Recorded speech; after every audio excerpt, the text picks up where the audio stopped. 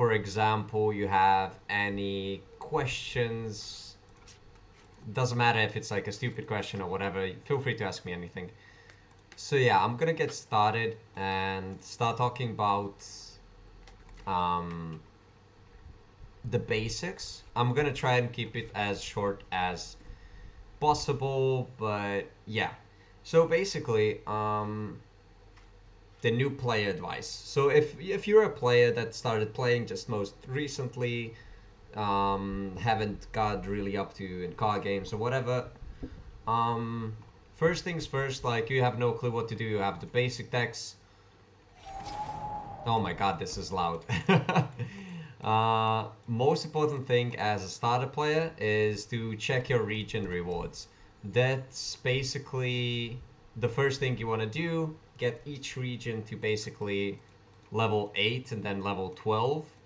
Just because of the fact that, like, on level 8 you get a champion capsule, and that's basically the hardest thing to get. And Legends of Runeterra. The game is free, pretty free to play, so like just start off, get a region to 8, then go for another region, change it, get that one to level 8, and keep on going until you just get all the regions pretty much maxed. Um, Second thing that's very important is to re-roll your quests. If, for example, you don't like one of them, just go ahead and re-roll for them. You get a re-roll each day. And one thing that people actually forget, which is quite good, is to get free experience each day. So basically, you go play versus AI, click whichever deck you want, you get matched instantly.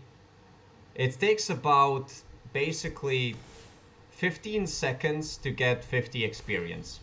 So basically what you do is you match versus AI, you say, oh, thank you AI, great game, but my cards are shit, thank you, I surrender. And there we go. You get free experience. Thank you. Why not?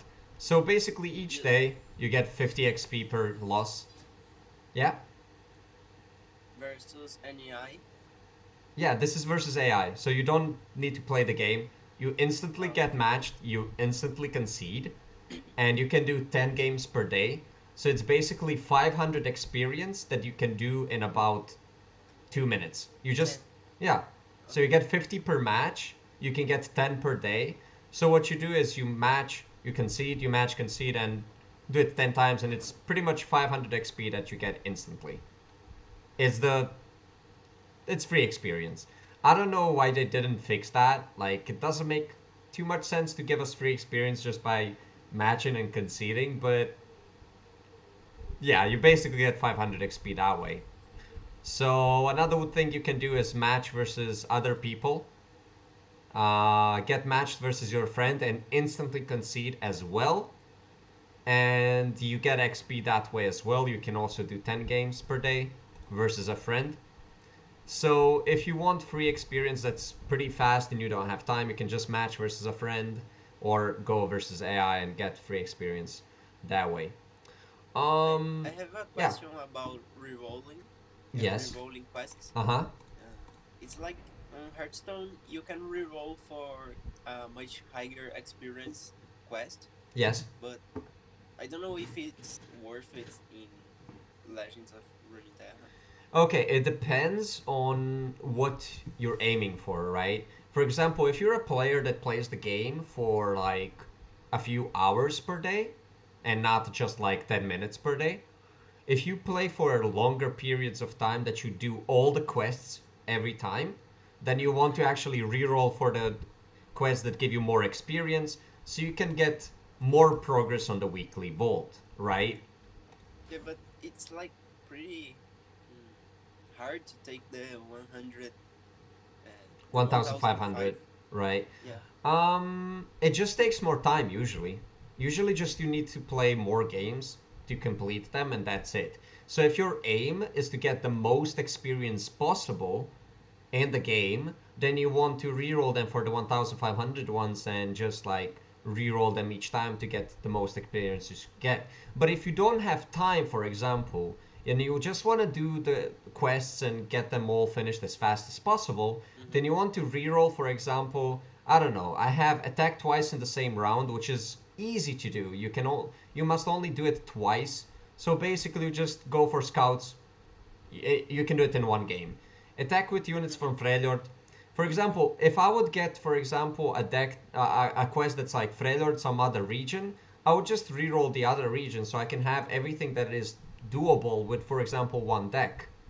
You know, so I can have the least amount of variety. If I can do everything in the with the same deck in just 2 or 3 games, then it's a lot better than having, like for example, a quest with Freljord, another quest with Noxus, and such. So you just want to reroll the ones that like don't go well if you have time constraints and don't cannot play too long. So it's pretty simple, right? Um. Yeah, yeah. So yeah, that's that with like complete new stuff. So like for new players, it just doesn't make sense to like craft cards right at the beginning. In my opinion, for new players, it just makes sense that you play the game, get some rewards from the progression and the weekly vault, and when you get a couple of cards, then it's better to just craft the ones that are remaining that you lack for a certain deck, because the more you craft an early game and like as a newer player in the first week, for example, I would not recommend crafting anything the first 1 or 2 weeks. Better just wait until we get a few cards and then just craft the ones that you are lacking.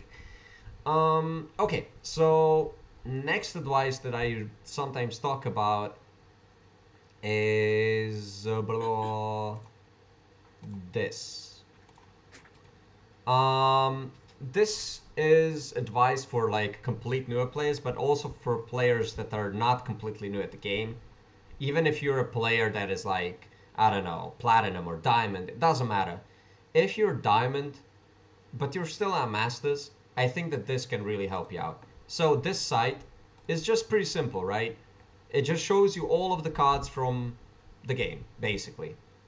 The good thing about this site um, is the fact that it shows you the cards from the regions that you want. For example, if you're in a game and you're playing versus, let's say, Azure Karma, you just click B and Z and Ionia.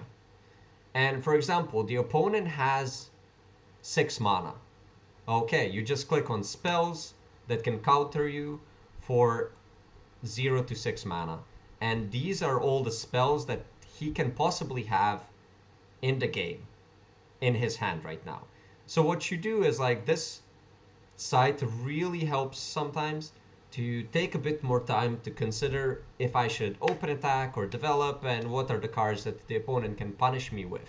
So this site, you can put it on your side when you're in your game and like take a little bit more time to consider what the opponent might have from the spells, because if you consider what he might have in his hand, you can play around it and take more time to uh, think like, oh, if he has this spell in his hand or such, maybe I should do this because it's a better choice if he has it. So I want to play around all the possible spells and cards that the opponent might have.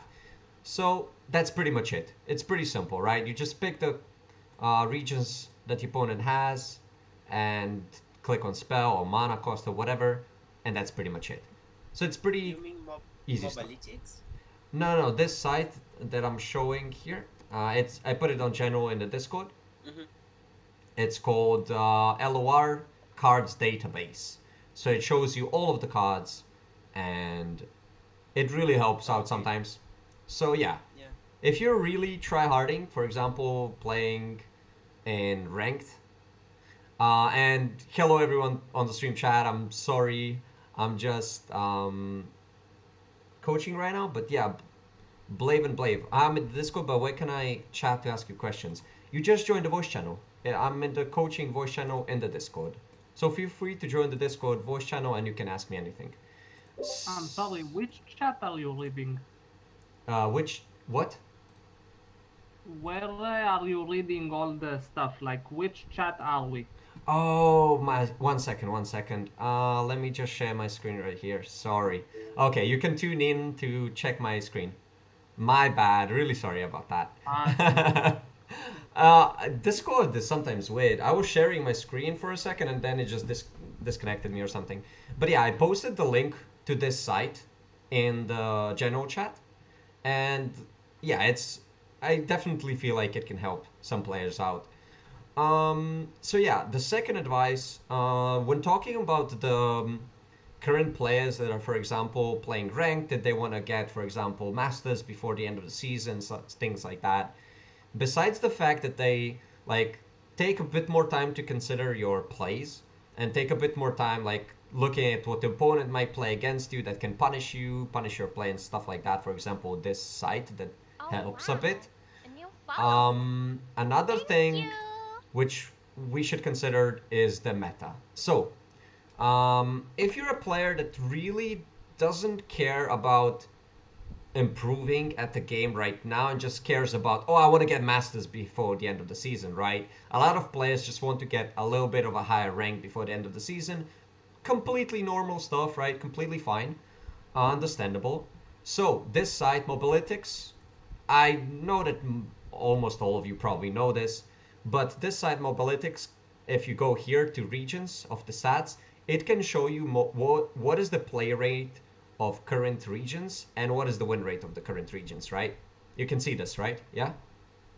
Yeah. Okay.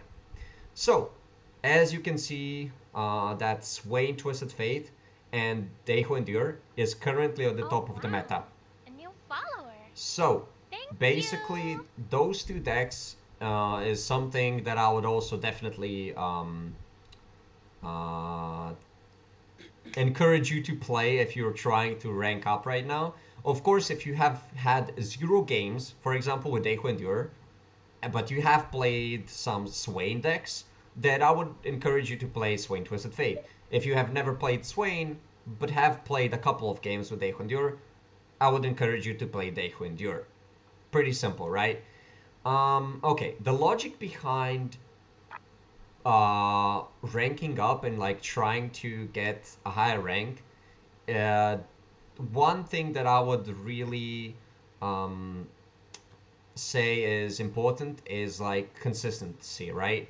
If you're changing decks all the time, say like you play 5 games, you win 2 games, you lose three, and you're like, oh no, I lost 3 games. I should play a different deck because this is not working out for me. I would definitely not encourage this unless you're actually like playing a lot of games and not having a proper win rate after like 20 games. If you just give up after 2 games or 3 games, that is not the attitude that you should put into when trying to rank up, right? If you lost 2 games in a row, okay, take a break, right? Go get yourself some meal, eat something, watch a TV series for a little bit, and go back and play some more games.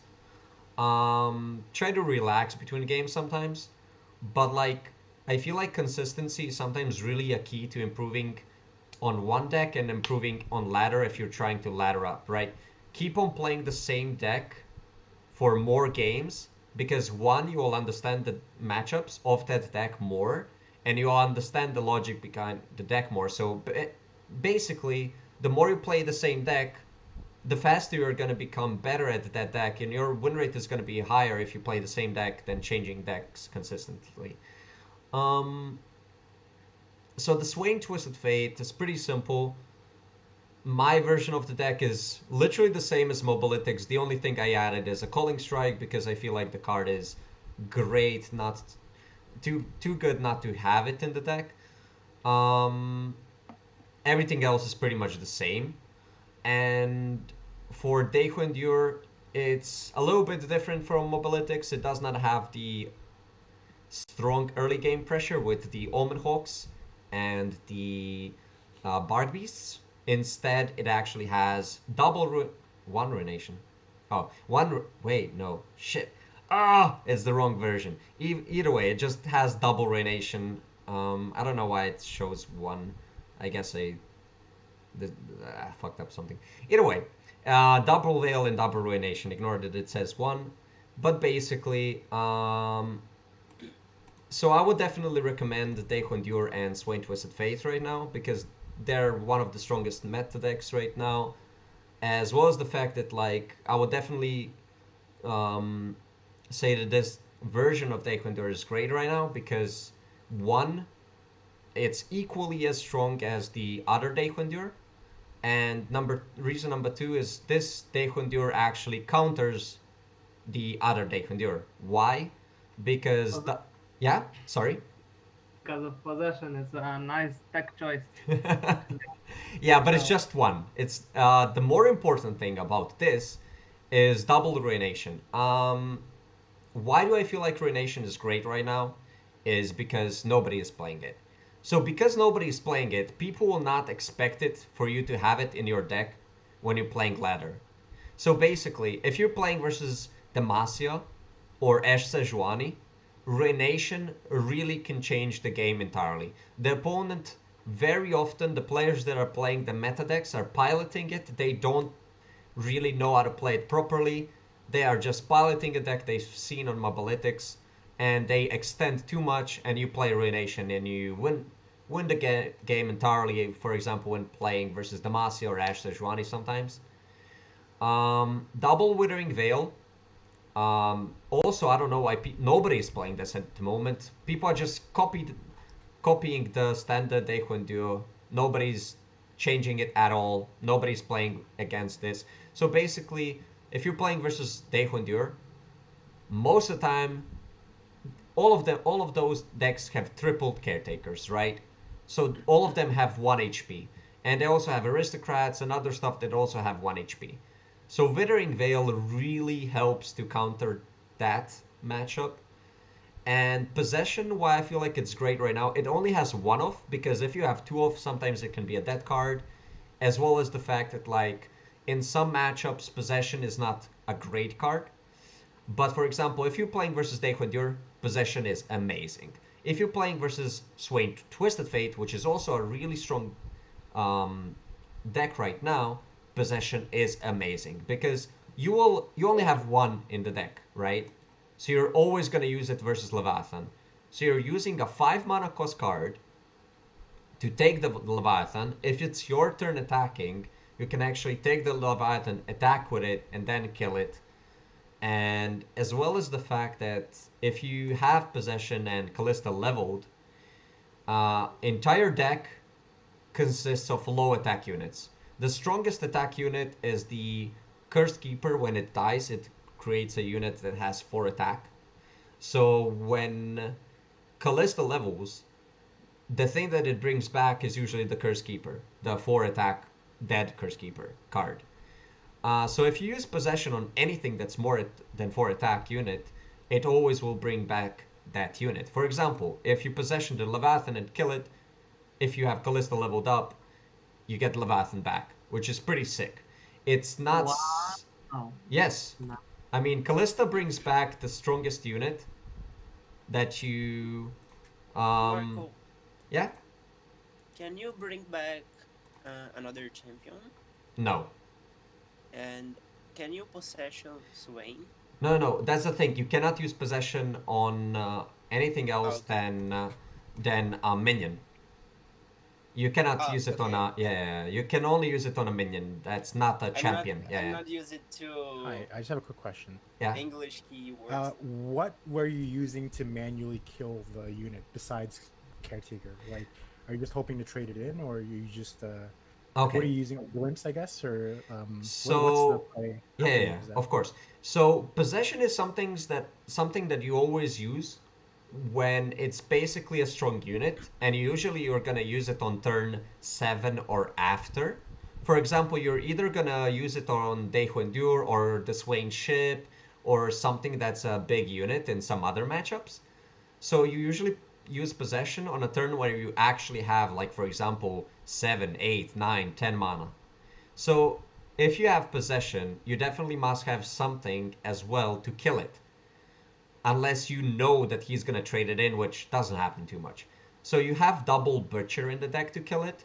You have a triple Caretaker to kill it with that. You have triple Glimpse. Where's Glimpse? Triple Glimpse. And so basically, you always You can must have one always of those. maybe to kill two of his minions at once with the atrocity. Or a trusty, but it's only one of in this deck that I'm running off, just because of the fact that this deck is sort of like a more controlish type of Dayquandur. So the playstyle is a little bit different from the standard Dayquandur. But yes, so when in possession, you always must have either a caretaker or a butcher or a glimpse in your hand to make the play proper. Because if you're using possession and you, for example, just attack with it, the opponent will not trade, and the unit will go back to your opponent at the end of the turn. So you have to have some way of like killing it, or else it's not really a good use of the card, right? Um, yeah. Do you have any more questions about the decks, or should I continue talking about meta of I meta and have stuff like that? Yeah. I have No, that's perfect. Thank you. I appreciate that. about Twisted Fate Swing. Mm-hmm. It's like No, I don't have any more. Thank you. Mm-hmm. when I'm playing against some early games decks like uh, Misfortune, this card like Dreadway Deckhand, the 2 mana. I hold it for the barrel. I hold it Mm, like I think to combo with the rain. I think that Dreadway Deckhand is definitely a must keep, to be honest, in this deck, just because of the fact that it's like a control card. It's not a card that you use ever offensively. It's always a card Yeah. that you use, for example, together with Make It Rain, or in some cases, Death's Hand. You could, for example, use it to kill Misfortune because it deals 3 damage together with the keg. But like, But yeah. if I don't have the spider in the second turn and I have the Dreadway, like against an aggro, Mm-hmm. it's hard to decide if I should hold it or I should play it for blocking. Okay, so that is a scenario which is really hard to discuss if I don't have the details. Like if you are not showing me the exact game, or if I'm not in a game where I can see the scenario, what's happening, I cannot give you my advice. Just because of the fact that like there are some matchups, for example, okay, nobody's playing Burn Aggro anymore, right? But for Mm-hmm. example, if you're playing versus Burn Aggro, the entire point of the matchup is Twisted Fate Swain, which is a deck that's slower than aggro decks, obviously. The entire point is surviving, right? This deck has Yeah. no healing. The entire deck has zero healing in the deck. So whatever you lose of your HP from your Nexus, it's something that you will never get back. It's a Mm-hmm. resource that you cannot expend well, right? Because you do not have healing. So the entire point of the deck is just if I stay alive, I win, right? It's pretty common stuff that you have heard before. But basically, sometimes you actually need to use the keg defensively so the opponent kills it because he will be confused about like he will expect you to have a spell Yeah. to use to kill stuff together with the keg, but sometimes you actually want to use the keg defensively. Um, Mm-hmm. so basically, the opponent kills it, so he loses attack with a unit. But most of the time, you actually want to combo it with a spell, obviously. Um, but yeah, hard to discuss it in detail if I don't have an exact scenario. Yeah, but I can understand an idea. Mm-hmm. The main idea, like sometimes it will be important for blocking, but if you can hold it, if it's not necessary, it's better holding. Yeah, Yeah, usually. most Yeah, part. like for example, in an aggro, if you're playing versus an aggro deck that's like mid-range-ish aggro, like for example, if he's not having like a million one drops and two drops, instead he's going for like that plays with the Legion's 4 drop and the 3 drop Mm-hmm. 4/3 overwhelm. Sometimes actually using the keg to get a or the keg from Petty Officer, doesn't matter which keg, like using the keg together with Twisted Fate's red card could be a serious game changer. Dealing 2 damage to all enemy units can really change up the game in like Yeah, versus aggro. It really depends on the scenario. So I will hop into a few games with both of these decks soon. So if I can even like instantly concede games to a specific matchup if you want to see that. But I don't know how many people actually play like aggressive decks anymore. So I don't know if I'll be able to see that. Like because the current meta is very much not aggro, you know? yeah. I I feel like Twisted Fate's playing. It's like you want to wait until your opponent makes something to respond Mm-hmm. to answer him later. No, Um, so it's like yes. good going for the turn three with 3/3 mana. Yeah, basically, basically we're explaining sort of like control-ish decks. Like this deck is not control, right? It's not complete control, but it is more of a passive deck in some scenarios because when you're in a matchup, there's only two decks, right? I'll be talking about this stuff another day because it's not the topic for today, but I'll just get into it a little bit. Sometimes you have to understand who's the beatdown. What I mean by Mm-hmm. that is one deck is going to be slower, the other one is going to be faster. Okay? So, for example, let's take this deck example versus Ezio Kama. That have, Mm-hmm. like, Ezio Kama is a deck that is actually slower than this one. So, with this deck, usually you would actually want to play aggressive. So you Mm-hmm. would play the petty officer to get a one drop. You would actually play the house spider deck. House spider. You would want to play house spider early game to play aggressive and not actually use it as just blockers. Because versus Ezio this deck is actually the one that has to kill Ezio faster than Ezio is able to get his Mm-hmm. combo off. So you cannot play defensively with Twisted Fate Swain versus Azure. So you have to understand your matchup because sometimes you'll be the slower deck, so you have to respond to enemies' plays and stuff like that. But sometimes you're the faster deck, so if you're faster deck, you have to understand the matchup and you have to be the one that's actually making plays. So that is something that I'll be talking about on Sunday: when to pass, when to attack, when to develop, stuff like that. Because when you know the matchup, you sometimes know that yes, if I pass, the opponent is actually burning more mana, he's losing more mana, and you can consider that as value. You consider that as like, oh wait, I'm gonna bank three spell mana, I'm only gonna lose one mana, but the opponent is actually gonna lose, for example, three or four mana.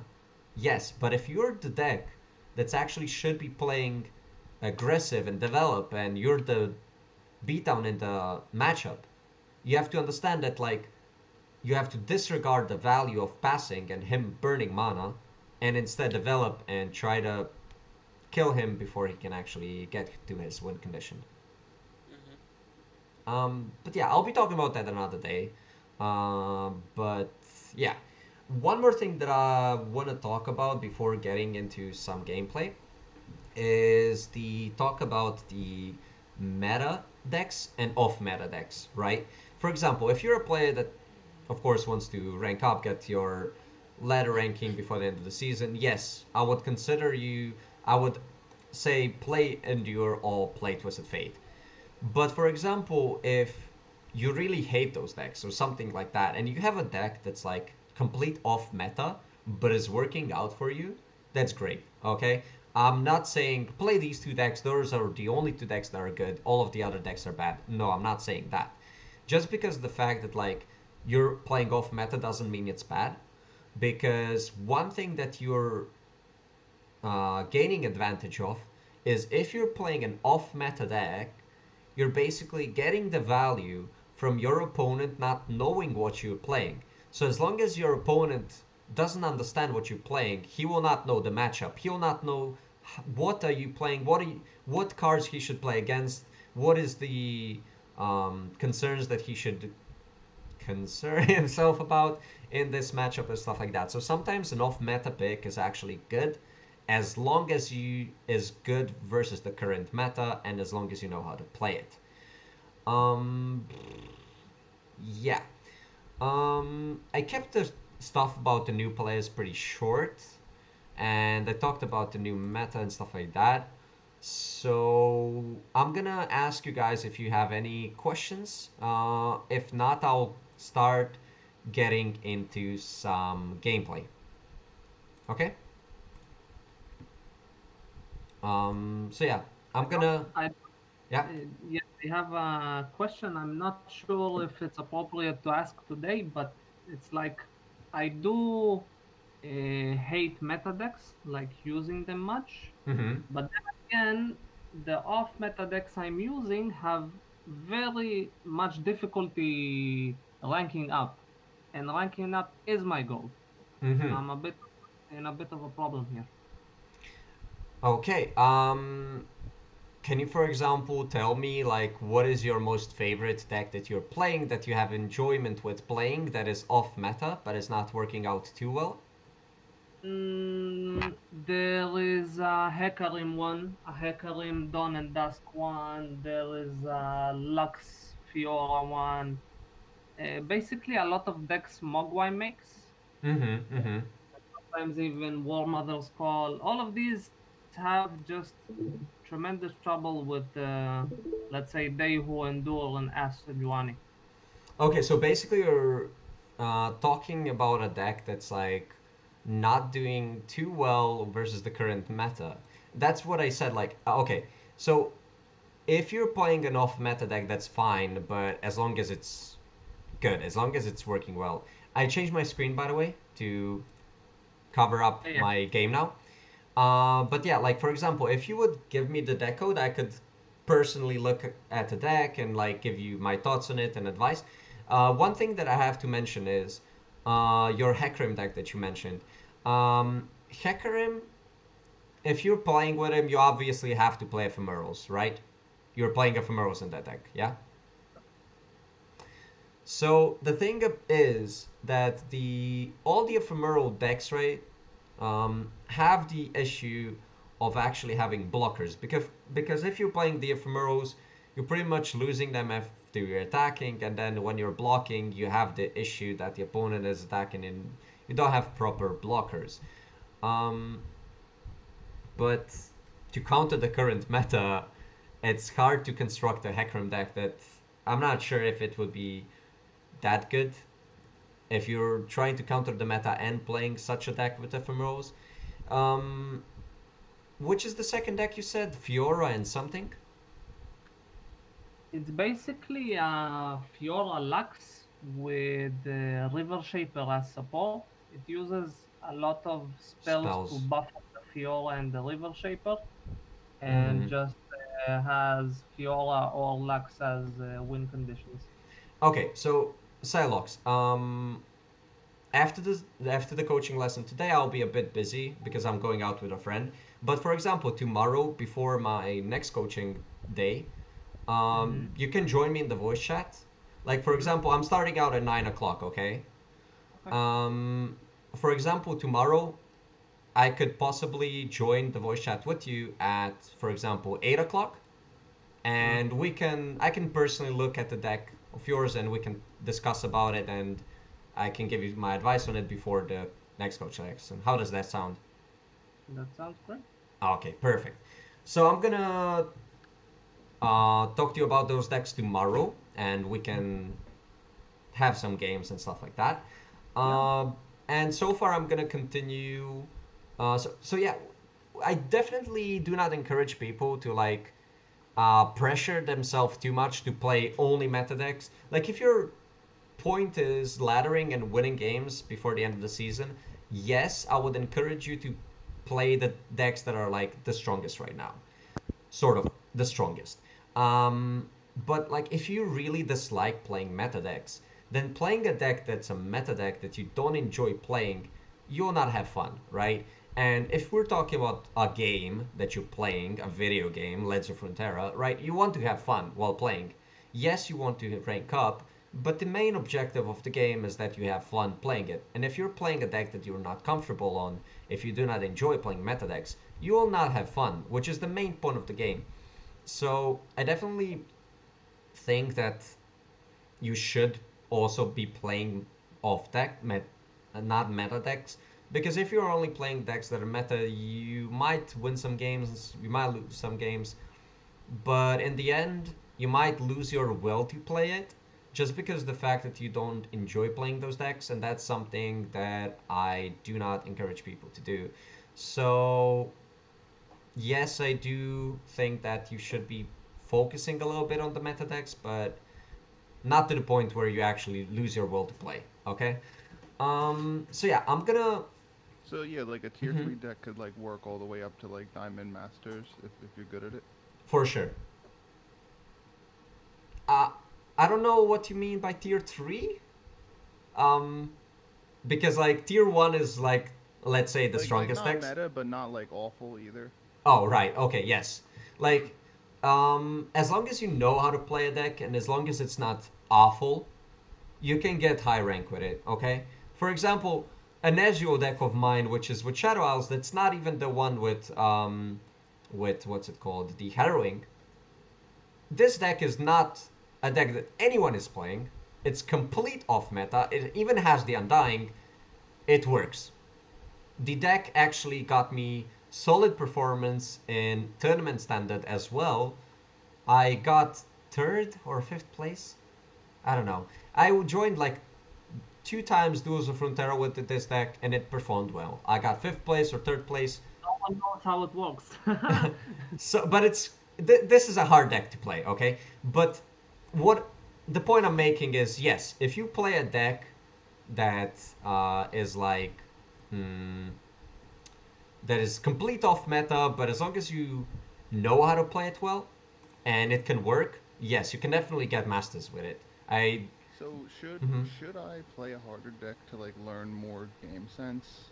If your main objective is to learn and improve at the game, then yes, I feel like variety and playing different decks, different archetypes is definitely something that you should consider if your main point is just to improve at the game. Yeah, for the long term. For the long term, yes. But if you're a player that playing is for the short term, just win games, get your masters before the end of the season, then I definitely recommend playing one or two decks. Definitely not more than two decks. Just play two decks and consistently don't change them. Just play one and then switch to the other one if the first one is not working.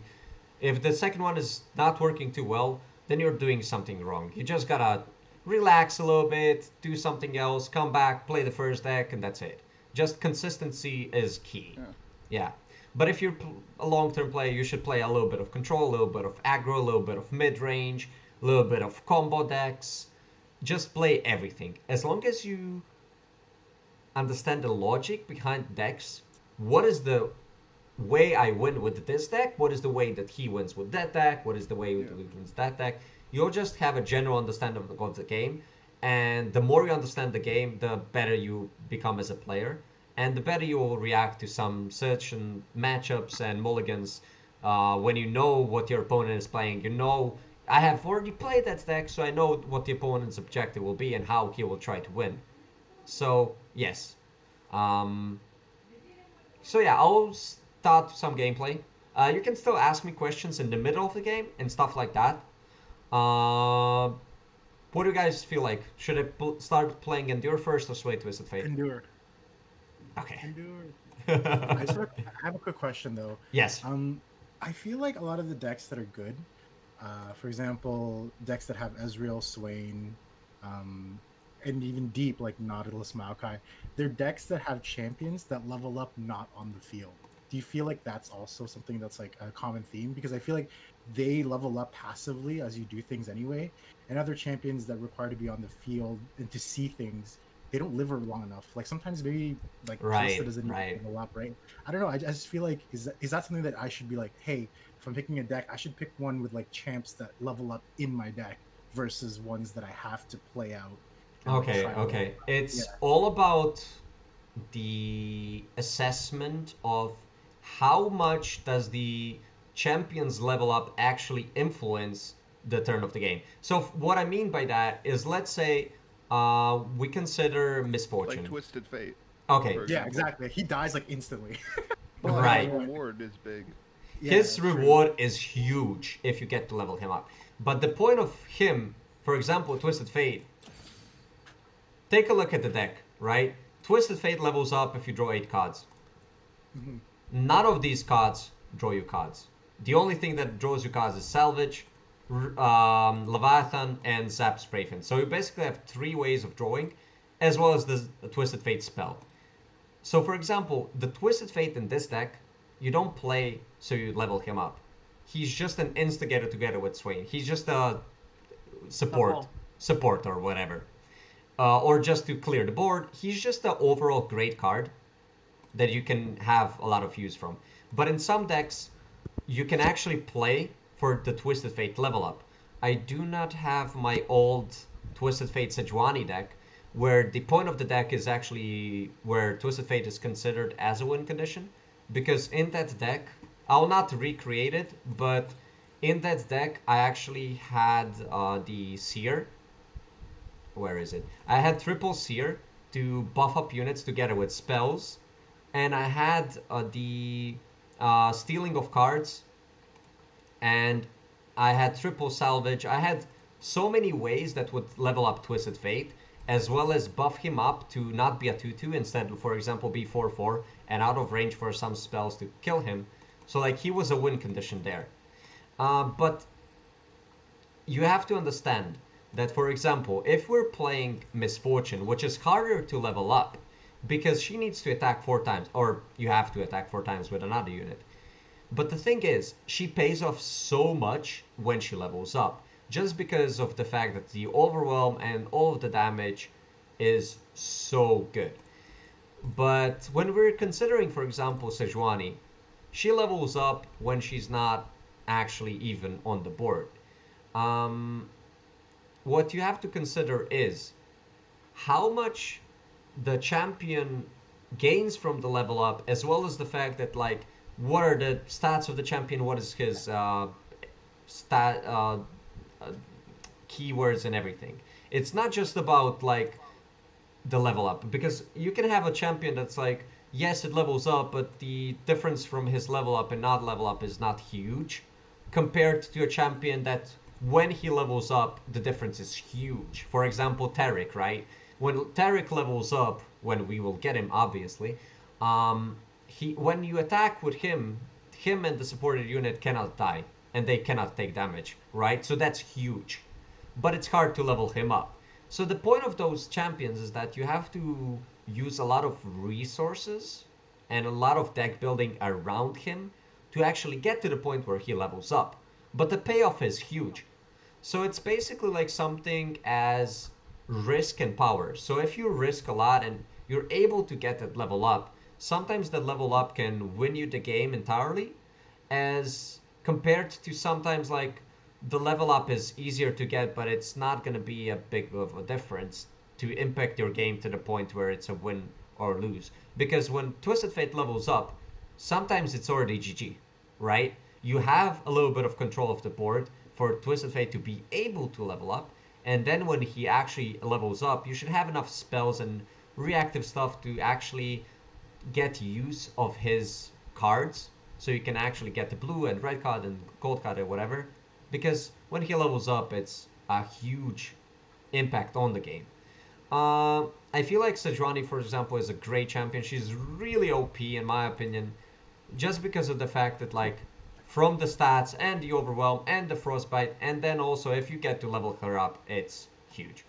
But yeah, I don't feel like champs that are like level up while they're not on the field are OP, or like they're much better than the other champs.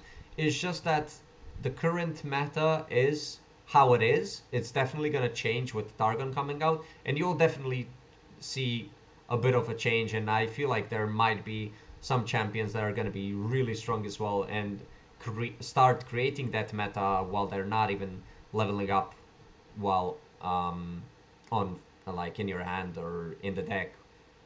So it really depends champion by champion and how you're building the deck around the champion, stuff like that. So yeah, it's not a topic that's easily discussed. Like, you cannot define it like this is better than this or this is better than this, because all the champions are different and everything is, yeah. Yeah, I don't know. Cool, thanks. Yeah. Thank you. I just wanted some input on it. I was just thinking about it the other day. I'm like, No worries. But yeah, I'm just gonna get into some gameplay now. If you guys have any questions while I'm playing, feel free to ask. I'll try to explain. Can you go over the mulligan? Like what when you're in the Of course, of course.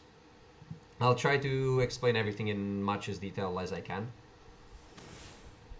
Okay, perfect example. Versus Endure. Recently, there's been a change to Death Endure. Like, people have been putting Sejuani in it, and people have been saying, "Oh, like, oh my God, it's great." Yes, I feel like It's Sejuani is a solid addition to the deck, but and we're one thing is either Swim or Mogwai. They're changing the meta just by their videos. I swear to God.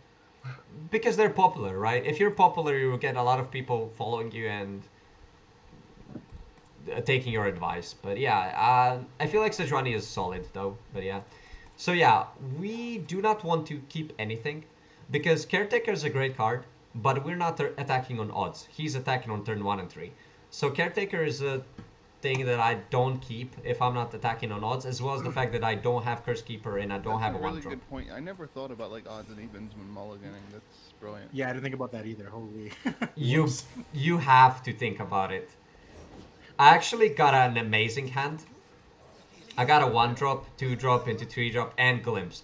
I have And a, yeah, oftentimes in They Who Endure Mirror, I find that he who has more level glades wins eventually. And so, why did you mulligan both of them? It sounds like it's an excellent result, no? one thing that you have to consider is I'm not playing the standard deck Endure. I have double ruination in this deck. I have double veil. Okay. So this is more of a control-y version. Yes. And so basically, Neverglade Collector is great in like the version where you have a bunch of flow drops and a bunch of stuff dying. But in this version, I feel like the playstyle is a bit different to the point where we're not even playing the same deck. Okay. So the Collector is not as strong as this version of Taekwondo as it is in the other version. So here, I'm attacking with both. Because if this dies, I don't care. It's fine. If this blocks, it's fine. Like, I'm not losing any value here. Okay, this is a bit unlucky. But it's not. It's still fine. Like, I lost my mana, but like, I didn't expect him to actually glimpse in response to the attack, but it's not even that bad. It's fine. Okay, so basically at this point, he's just gonna hook my aristocrat and do 4 damage here. Which, since I'm the version which is like more of a control version, health is a resource, right? So I can lose HP. Compared to some other version that doesn't have double veil, it has less healing. So there you're more concerned about your HP, but here taking 4 damage is something I can heal up with just one Vile Feast and one Veil. So I can take this damage, right? So I don't need to put Aristocrat that would die to a sapling. I could. It really depends on what my play is this turn. So for considering my play, what it is this turn, I could go for a Glimpse. I could go for Aristocrat. I could go for a Vile Feast. I don't care about the damage as much that I can heal, but I can definitely use an Aristocrat to block here. Because it's just the thing that dies and helps you feed Deku Endure. So I can use it here as a blocker, it's fine. But I do not need to use Vile Feast. I can take this 2 damage. But he has 0 mana to respond right now, so using Glimpse is something that I do feel like it's definitely worth it here.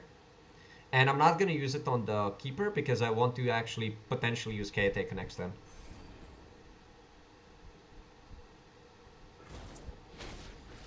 Because these two are ephemerals, I don't, like, they're gonna die anyways.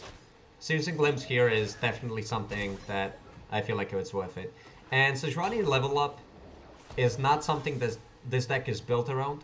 So caring about the Sejuani level up is not something that you should care about. Why didn't you play your 0 mana last turn to face him starting this turn with 4 creatures? Like, to. Because I want to actually play Caretaker this turn. Okay. I want to create a lot of pressure, and I have a full board right now. And he has 4 mana to respond. He can use a Vile Feast, or something like this, which doesn't matter. I am just creating a lot of pressure. What? Aren't you thinking about leveling up Kalista? In the current situation that the game was going to, I care more about actually playing the Caretaker to create a lot of pressure and just dealing a lot of damage early game, considering I do have Collector on turn 5, that I'm considering to play, because if I'm playing the Caretaker and dueling him all the way to 11 HP and playing Collector, which he has no response to kill, no way to kill him with the current mana that he has, unless he actually plays Caretaker plus Fury of the North, there's no way he can kill him. So basically, I'm creating so much pressure that he needs to respond to that I can just win off the game in mid game instead of actually caring about the Callisto level up. That is a Okay, so yeah. you have chosen to play more aggressive than control in this matchup. At the moment that the game was going, yes. Usually you want to play more passive and more controlish. Okay, he just plays a collector. Perfect. This is good for you. Oops, sorry. Yeah. So basically, the way the game was going, I felt like I just don't care about Callisto leveling up when I can create so much pressure that I can kill this guy really fast instead of just going for the Callisto level up. Why not block the Cursed Keeper to potentially block a Caretaker next turn? Because if I block the Keeper, I'm taking 1 damage because of the Collector, and he heals for 1. While looking at the current board and the cards that are given to me, I actually want to play aggressive and just open attack because I'm not going to develop Callista. Like, Callista is okay, but then he can respond with a Butcher to his Keeper, or Okay. probably doesn't have him. He could have play something else, but I feel like the open attack is what I'm aiming for, and just trying to kill him before he can develop properly. So I do not want to block him because it gives him another blocker as well as the fact that it heals him.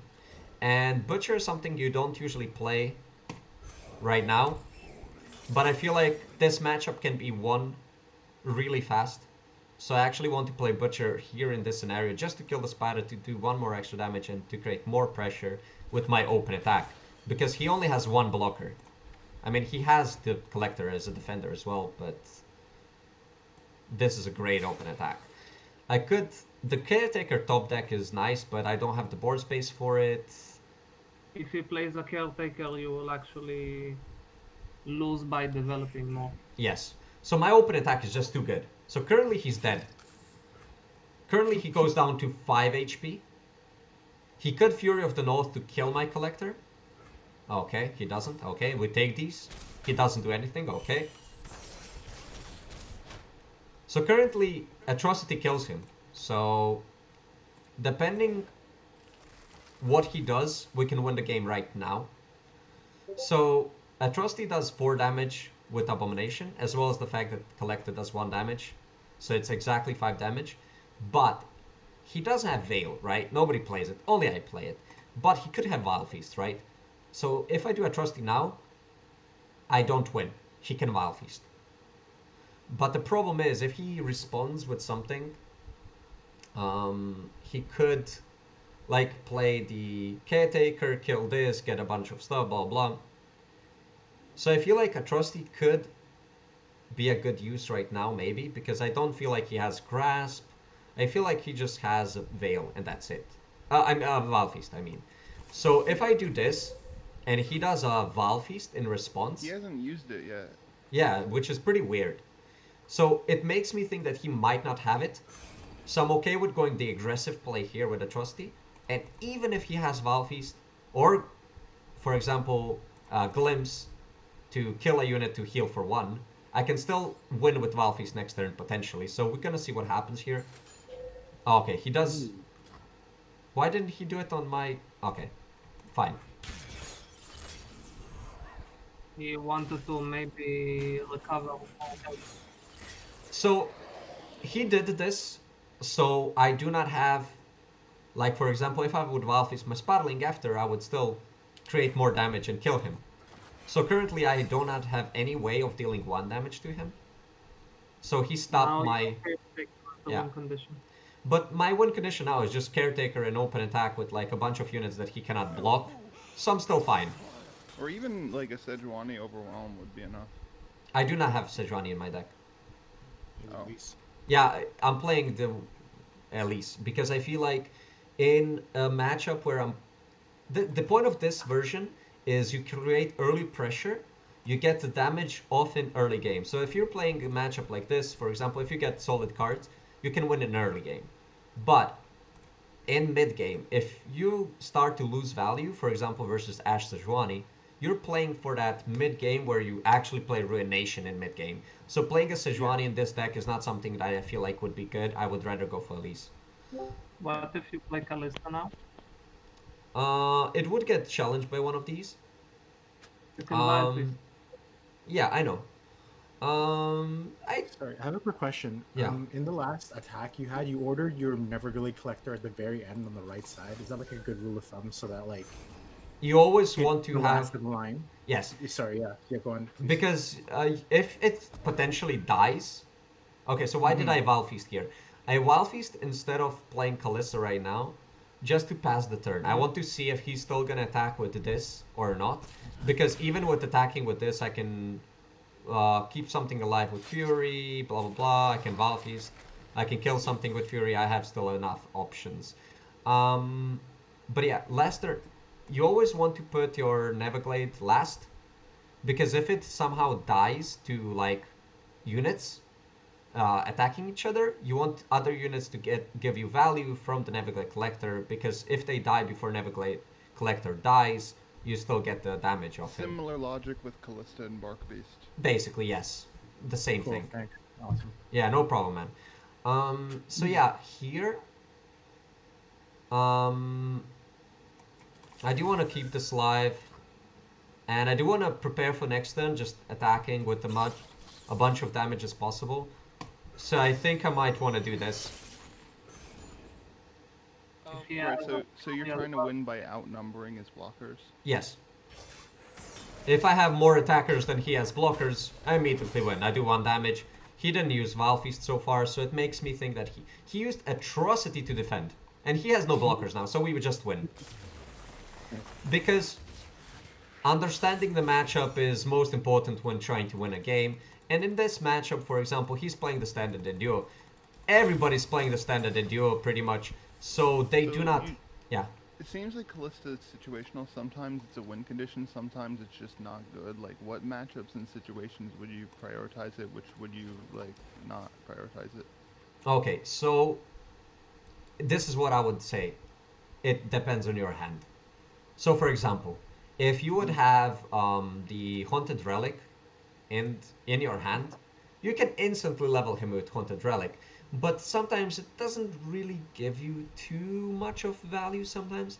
Just because like if it's early game and you're attacking with Callisto on turn 4 or 5, you just leveled him up and there's nothing else that you gain from it. You're just attacking with a 5 attack Callista that's gonna bring back a 1/1. And the 1/1 is pretty useless sometimes. Um, Big value that you sometimes get from Callista is actually if it gives you, for example, Sentry, which is like it gives you back a unit which is 2/1, as well as the fact that you always draw a card. It would give you value if you get a Curse Keeper or some other units like Right. that. So you think about, like, what's in your discard pile. You think about your matchup as well as the fact that like what's in your hand, because I like have a question yeah. mark. Oh, you started another one. It's okay. It's fine. Oh, I'm gonna go to Twisted Fate as Swain after, but this is also a good matchup. Ash Sejuani No, is. no, no. It was another question about last game, but you started another one, so I don't want to make. Ah, no worries, no worries.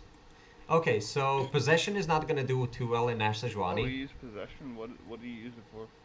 It's great versus Endure. It counters Endure, and it goes really well against Swain, Twisted Fate, which is do you just use it on the ship. But in this matchup is not good. It's only 1 in the deck, so there's a high chance that we're not gonna see it after we mulligan it away right now. Glimpse is something as I always keep in my hand. No matter what the matchup is, I always keep 1 Glimpse. Sentry is an amazing card, and I don't want Veil. I would rather prefer a Vile Feast in this matchup where he has the Challenger unit, or a 1-drop, or Elise. Literally, anything would be good. I got but it's not bad. It's still playable. He got the nuts.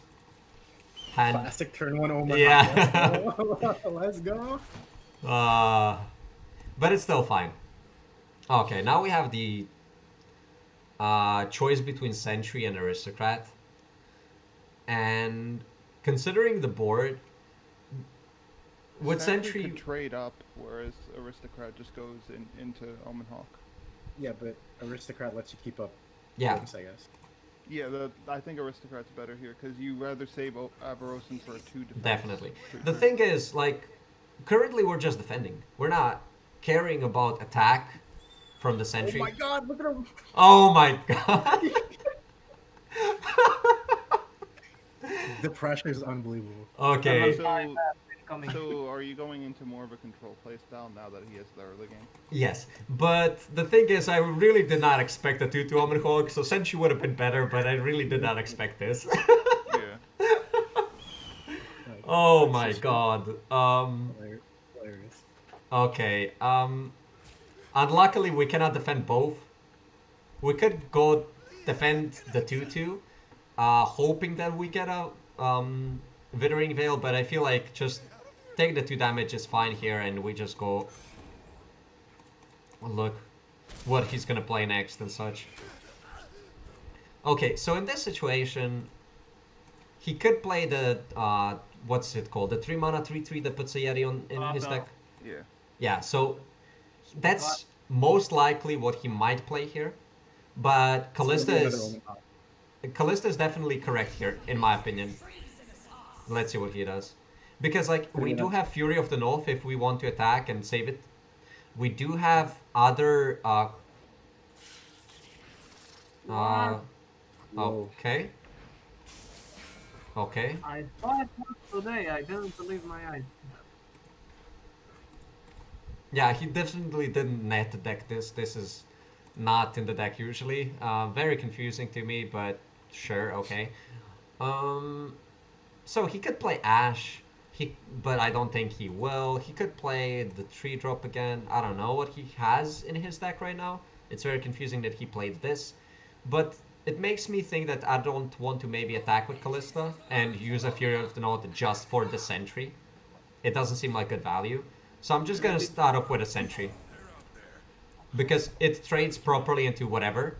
As well as the fact that like if I play Elise, it would just trade off into the 3-2. I would get 1 Spider and that's it. It doesn't seem like good value to play Elise here. Sentry is just so, like, Mhm. with Elise, the pros is the board presence, and the cons is you're not maximizing the value. Like, how do you evaluate that? So Elise is a best 2-drop. And when you attack on turn 2, it usually cannot get Yeah. defended. It's amazing. But if we're considering the fact that we're on turn 4 and he has blockers, so we're basically trading 1 unit for 1 unit and we just get a spider, it doesn't seem like good value.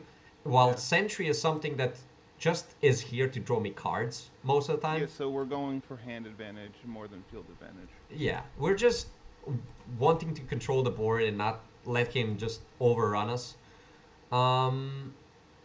So I could play Elise, but I'm not gonna attack with it, so there's not point of playing Elise. I'm just gonna attack with this and draw a card and see if I get a Vaal Feast. It's amazing. If I get a Veil, it's amazing.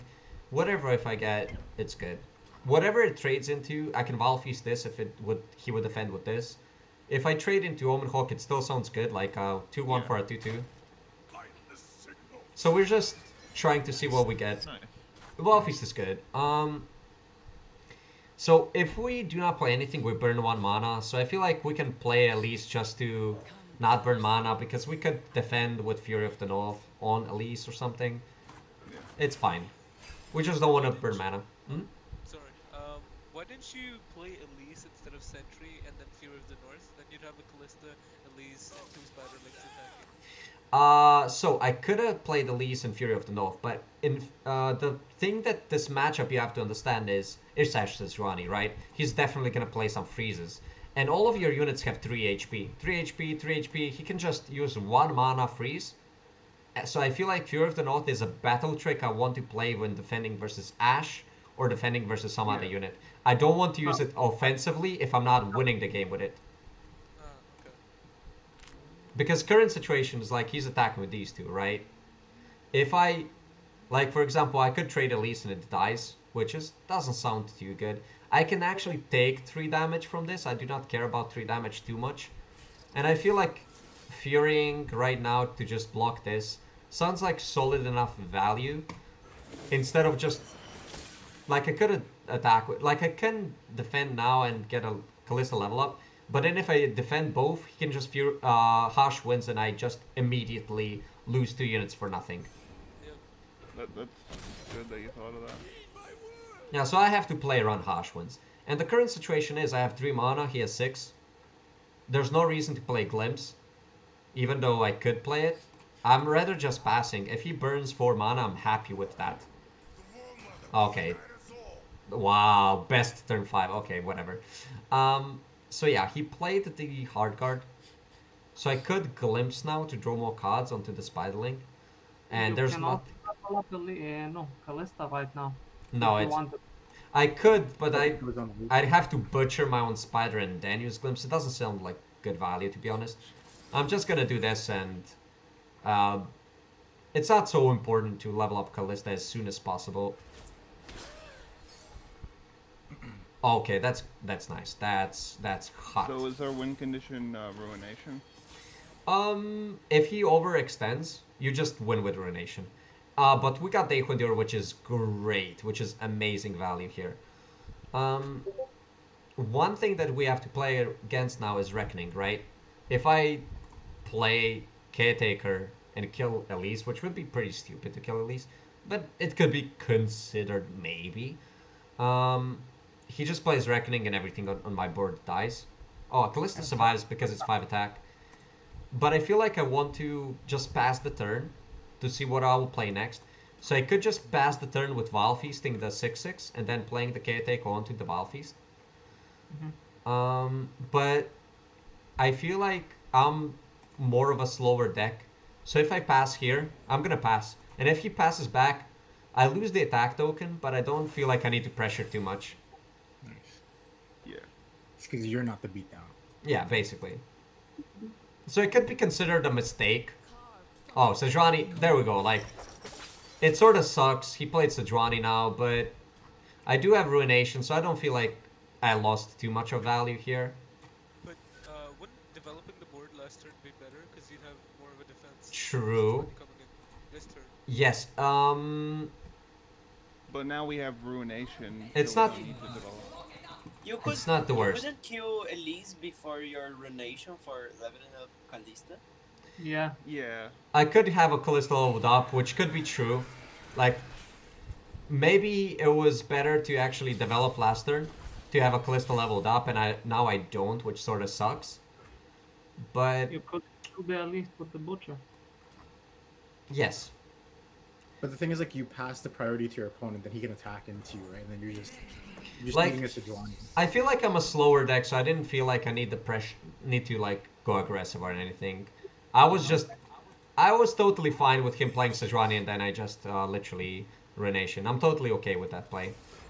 So here we just want to start off with Vile Feast, potentially Caretaker, depending on if he develops. We have a great attack with Caretaker, and then he will not have Reckoning, right? If he plays a unit for more than 2 HP, 2 mana, for example Ash, now he doesn't have Reckoning, so I can actually do this and create a solid attack. And have a Callista leveled up.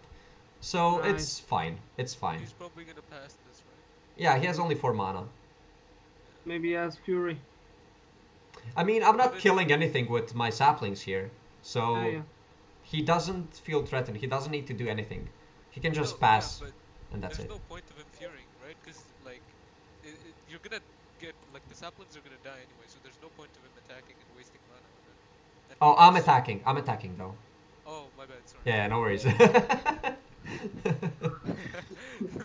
never mind. Yeah, no Your problem. win condition in this game is like endure and sacrifice. Basically. So I want to put the attackers first. Always. You always put the stuff that can potentially level up or has a keyword last. Just because like Callista now levels up from these two dying. So I do 5 damage with Callista instead of 4. But my win condition right now is just like getting a Daequandur big enough to the point where I don't need to use Atrocity to win. Just like attacking with Daequandur to win the game. And the good thing is Callista's leveled now, so Reckoning doesn't even kill Callista. Oh my god. Okay, that's wow. Yikes. That's a big yikes. Wow, we had it from the beginning. Yes. That's a bit problematic now. The problem is now, right? If we play Deku Endure, it's not a blocker because Ash attacking just freezes him. So my Deku Endure is pretty much useless here, and I would rather play him at the point where he's bigger, so like after he attacks or turn after. The good thing is I do have Caretaker, so I want to think about my next turn, right? I'm gonna be at 10 mana, so I can actually play Caretaker plus Would you Deku Vile Endure. Feast the 4-1? The question is not would I Wild Feast? I'm definitely doing that. The question is, am I doing it now or when he's attacking? Because if I do it now, then he cannot. He needs to play Elixir right now, and I'm totally okay with that. The uh, thing that's scary is him playing Reckoning now, because he just can Reckoning and kill my board. But yeah, I like this. This is nice. I made him play Elixir while he's not even attacking, so he cannot do it like as a combat trick. The scary thing is I do not have Fury of the North to just like when he attacks I can Fury something to kill Ash. That's pretty bad. But like the next third, Daquindir plus Caretaker attack should be pretty strong. The Fury of the North you used on the spider, I think, was unneeded back then. Make it a Uh, 5/5. yeah, back then I just used it as a control tool just to get rid of a unit and try to gain control of the board. I could have considered it keeping it versus Ash, for example, in a scenario like this. So it's sort of bad now. But yeah, so it is what it is, you know? Mhm. Um, Playing Glimpse is something I do like in this matchup because if I play Glimpse, the only response he could have is Calling Strike to not allow me to draw cards. And I really like this because of the fact that like then if he uses Calling Strike on a spider, he cannot use it on a Deku Endure when he's gonna be buffed up and like frozen by Ash or something. It's gonna be zero Yeah. attack, but at least he cannot kill it. It stays on the board. Right, Um, so you win on this either way. this is still fine. So like he has only 4 cards. He definitely has one harsh wind, so Ash will level up, and that's really scary. So right now, I really need to hopefully draw another Ruination. And I'm okay with taking the 4 damage. I could defend it, to be honest, but I don't really care about the 4 damage here. Okay, Culling Strike, there we go. It's a bit eh. But the good thing is now he cannot play it on my Deku Endure. So it's not the worst situation in my opinion. And also why I didn't block with the Caretaker is because of the fact of this turn that I want to play the Caretaker. Because I am playing Deku Endure. So these saplings are gonna help me try to hopefully kill Ash. If he plays Reckoning now, I lose my board, but my Deku Endure is gonna be 16/16. And then he needs Harsh Winds. Okay, perfect. This is great now. He did not use it on my Deku Endure. But I feel like if he used this, he definitely has another freeze spell. So I might want to do something before I play Deku Endure to hopefully get another freeze spell out of the way so I can actually kill him with Deku Endure. The scary thing is I don't really have good options, and he's gonna know that I'm bluffing, and he's gonna know that I'm gonna play Deku Endure no matter what, probably. Um, if I play this, and if he plays Reckoning, I immediately win. I just play Deku Endure and I win. I mean, Sejuani blocking. Do I win 7? 1, 2, 3, 4, 5, 6 units dying. It's gonna be 18/18. It's 10 damage. It's not enough. Eh. If he passes, you have a problem. Ah, he passed. Okay. Whatever. Like he's definitely gonna hash wins the Deku Endure. It sucks, but I'm in a bad situation and I gotta play Deku Endure at this point. He's just gonna Hashmans one day Hondur in my other sapling. But it is what it is, you know? I cannot really keep on playing around everything. I gotta Mm. go for it at this point, and that's it. You got to make him have it, I guess, right? Yeah, he's gonna definitely Hashwins my Dekundur and the sapling to keep Ash alive, even though he doesn't even need to because Ash will level up, but I could have Valfeast and not a Butcher, so he's definitely gonna Hashwins the sapling and Dekundur. But it is what it is. I cannot really play anything else at this point. I'm probably losing this game if he has Hashwins, and he probably has it. But it is what it is, you know? That's all single.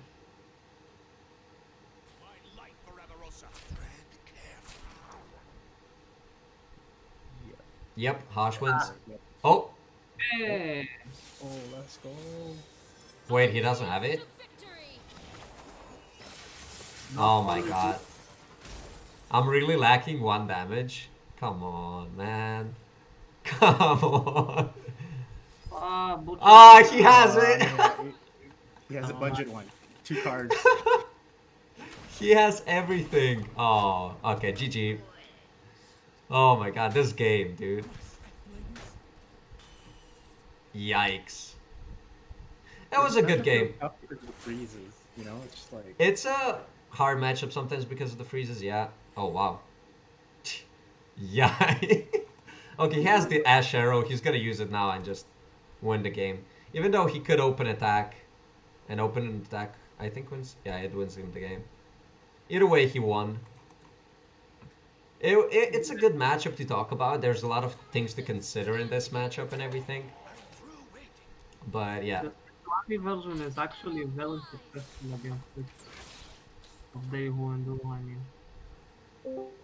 Yeah, it frees everything. GG.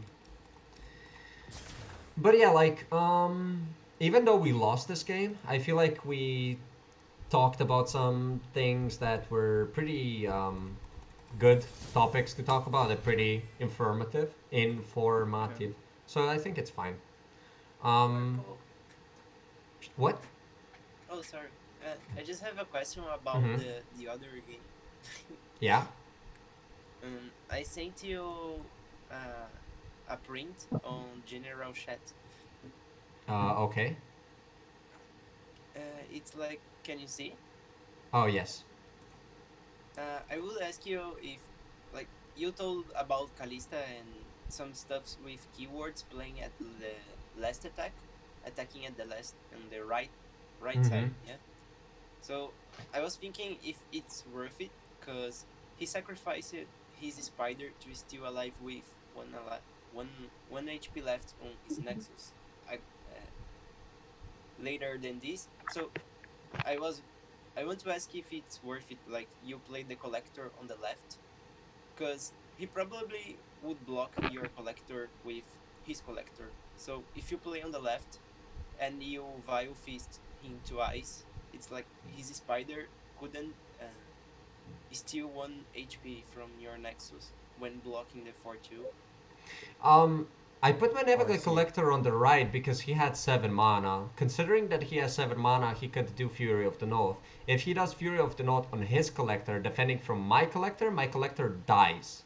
So Okay. if my collector dies before my units are attacking, I'm not getting value if, for example, yeah, my units would not probably die if he's defending versus the 4-3 unit. Yes. So I could put it on the left side. But the problem is, I'm not killing his collector. Yeah, but I was asking if it's worth it to Vile Fist him twice before the attacking start. But if I do anything like that, he could respond. He could Yeah. glimpse what I would, for example, Wild Feast. Like, he could glimpse and it just completely punishes me. I use 2 cards.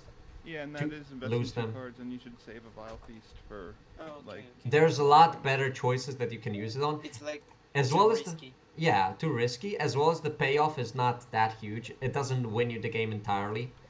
I would use it if it wins me the game in the same turn, but it doesn't. And you could also use Valfi's defensive, like offensively.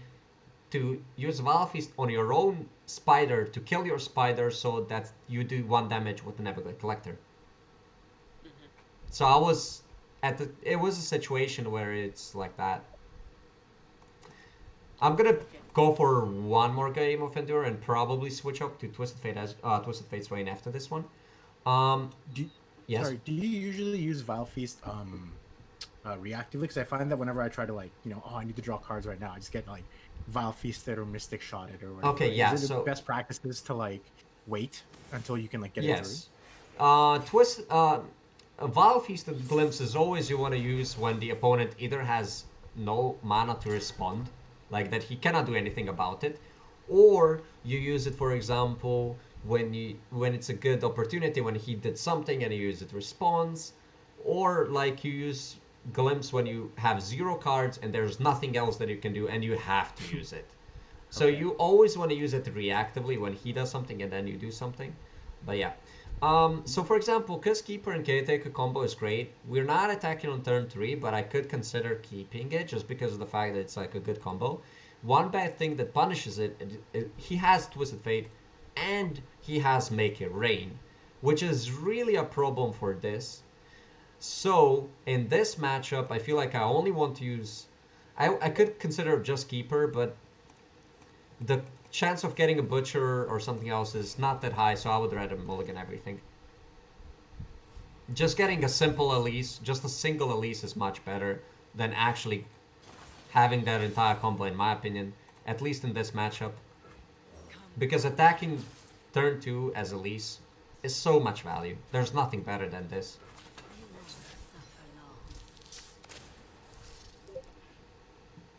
And in this matchup, I feel like we should all. He's not playing anything again, and he's just gonna react to our plays. Oh, he doesn't play anything, but we have nothing to play. Like, we could play Haunted Relic like an idiot, but there's no reason to. So what we do is we attack again. This is so stupid. Oh, Nani? Make it rain. Yeah. We could level up at least now. Yeah, with this I can level her up. Why did he? He could have the nib version of this deck and steal my cards. Maybe, I don't know. I don't know what's the point of Make a Rain, just to defend 1 damage. This Make a Rain is very confusing. Um, Considering we don't have other good cards that help me out right now, that I have no units, I have nothing to play. And I'm pretty much already playing aggressive. So at this point, I feel like using Fury of the North could be a good idea. If I use it on the spider, I cannot level up Elise. Like this, you defend against this. I should have actually used it on the spider link. That was a mistake. But it doesn't matter. If he does another Make It Rain to just kill a spider, we don't care. It's fine. It doesn't matter what. This is, I feel, better than using on the spider actually, because Elise stays at 3 HP after the end of the turn, and we're dealing a lot of damage, and he has 0 healing in that deck, so we're fine. If I play this, he can play Twisted Fate, so I don't know if it's smart to play this right now. Is there consideration of playing it on the other spider, the one that's not targeted by Make It Rain?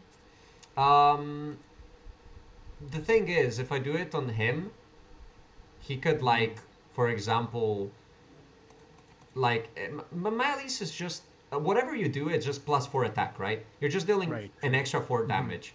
If I do it on Elise, she heals up for 1. If I do it on the spider, there's nothing happening with that. And what punishes me if I do it on Elise, he could kill the spider, right? But if he does another Make a Rain just to kill 1 spider, I'm okay with that. I really don't care, you know? True. Yeah. Yeah. I think if he had Twisted Fate, he would play it before yet, Tristan, your Elise. Yeah, I don't know. It's very confusing that he's not playing anything. So I'm gonna go for it. Try to play aggressive and see. Oh, okay, okay. It's fine.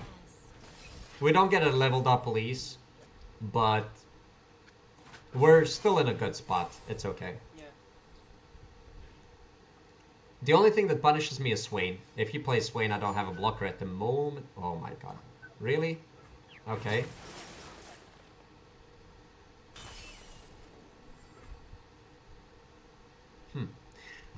The only question is, do we play Callista first or do we play Haunted Relic first? Uh, It punishes you with the spider Hmm? on playing Calista. if I play Callista, he could play actually the. But whatever I do, if I play Relic first, he's just gonna pass. Because, like, Mm-hmm. he's just gonna be like, okay, he played Relic and it dies. I'm okay with that. So I'm just gonna play off Callista right at the spot. Because there's no difference in between playing the two. If he has an answer, he has an answer no matter what I do. Because if I play a Relic, he's just gonna pass. Yeah, this punishes me actually. But like if I would play Haunted Relic and pass, he's just gonna pass back. So here he's just gonna kill my Callista. I'm just gonna pass and wait for him to kill my Callista. 11 is flock. Oh. Yep. I mean, there's nothing that I could do against that pretty much. So I'm just gonna pass again because there's no need to play Relic right now. Right, because if you played Relic before, you would have just been down 2 mana, I guess. Hmm. Because he would just probably pass the turn. He's Passed, right, trying yeah. to control the board and doing nothing else. I could defend the 3 damage, but I rather want at least to put another thing dying for Dehu Endure and just do 1 more damage potentially. Because I'm fine with my HP. He's not fine with his HP. So I'm fine with this. Most Ooh, likely another has cluster. a weapon in hand.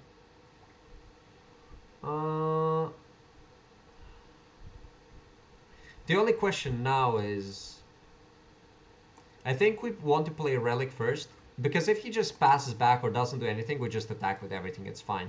If we play Callista, he can play another Sentry, he can potentially develop and kill it somehow. Like, we're... It's.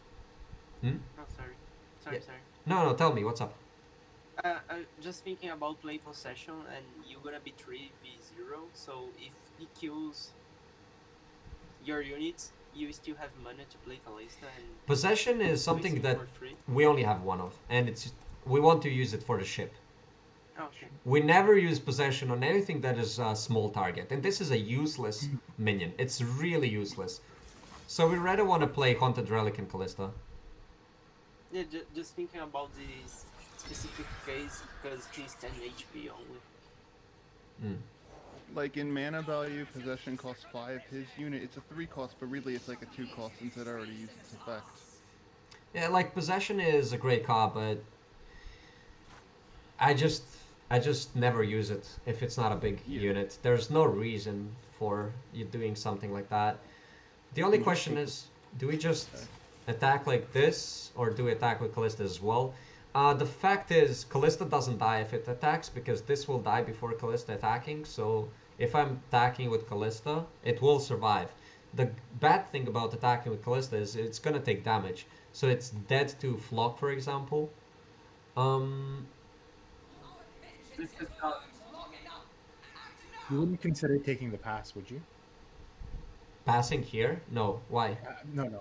I don't know. I was just looking at all the options and like why I wouldn't pick that one. But there's no reason to pass because the Haunted, he's a 10 HP and these boys are just dealing at least 2 damage here. Boys. Yeah, true. But I feel like I might want to play aggressive and attack with Callista because it forces him to definitely have to block him. So if he blocks him, it's 1 less blocker. So I'm dealing 4 damage here, which is pretty nice. What? Okay, he did it so he kills it before he levels up. Because Callista would survive because of the relic dying. But this is fine. Because we're still doing Like a 4 plus damage. 1 for you.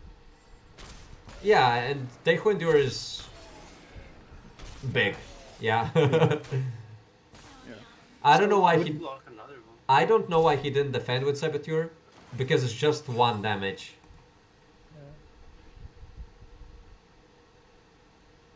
So I just played. Swain in his hand. Yeah.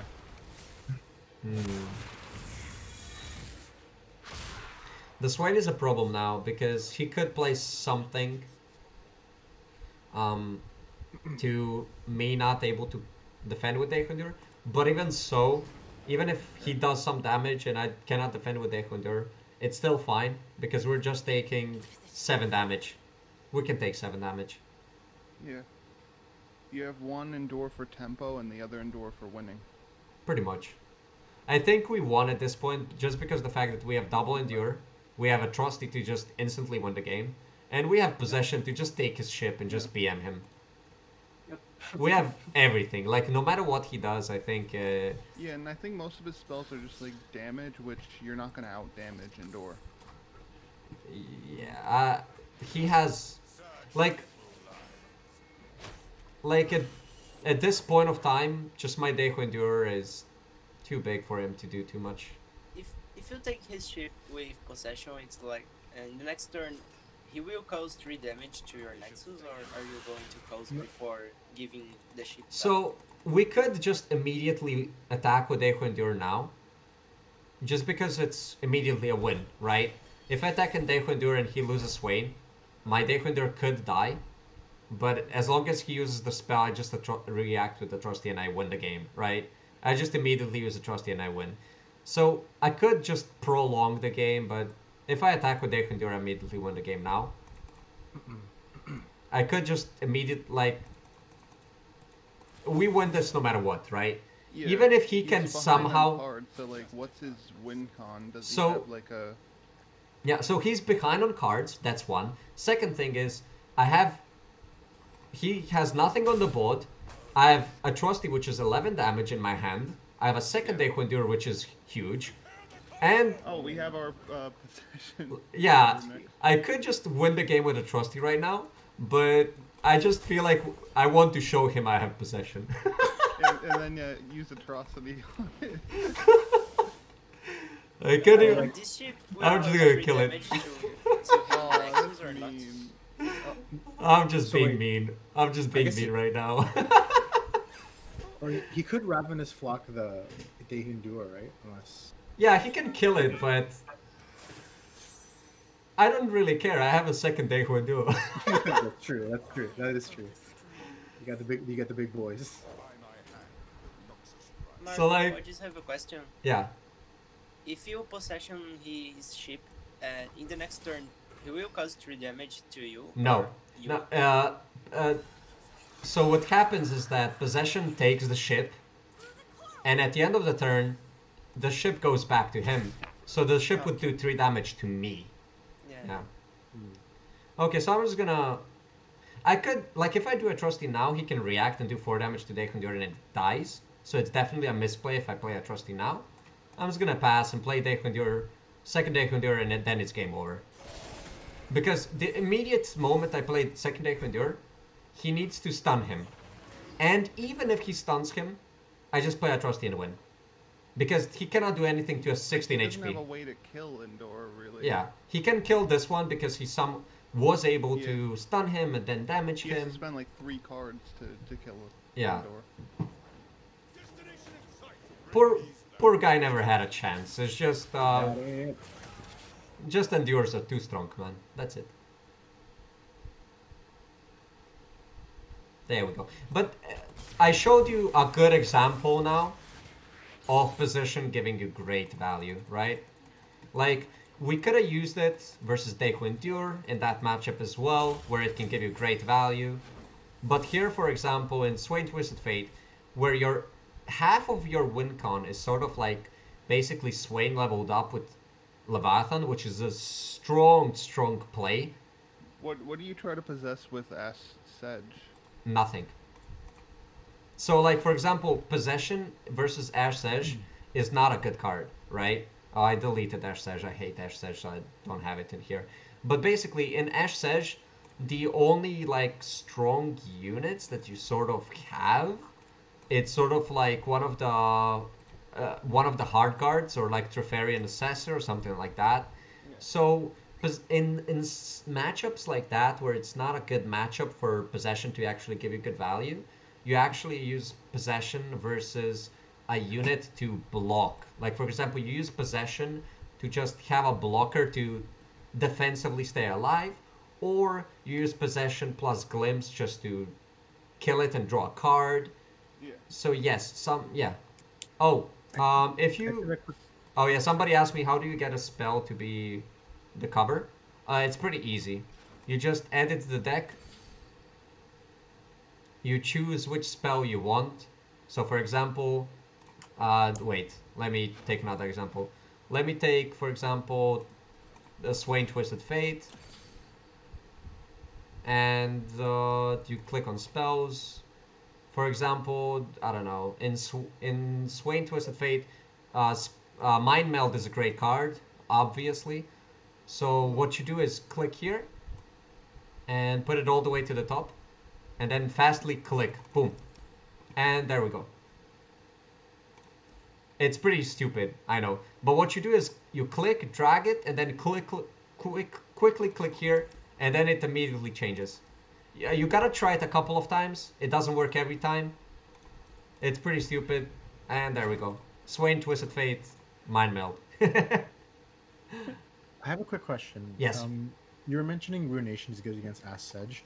I find that when I play, I have difficulty figuring out like when to pop it to get the most value, because sometimes they just go big unit and then boom, Trifarian Assessor, even for just 2 cards. I'm like, oh, no, I Yes. should have played Ruination earlier. I'm like, come on. Man. That's a Excellent. huge problem to know when to use it, because if they actually play the Trifarian in the 5-drop and actually draw like 2 or 3 cards, it's a problem because of the fact that like even though you did Ruination and like cleared his whole attack or like cleared his whole board presence, if he drew 3 cards, he has a lot of cards then, and even though you cleared everything, like he could still create Yeah, the board only reason pressure. using Ruination is to plus. To what? To plus on cards.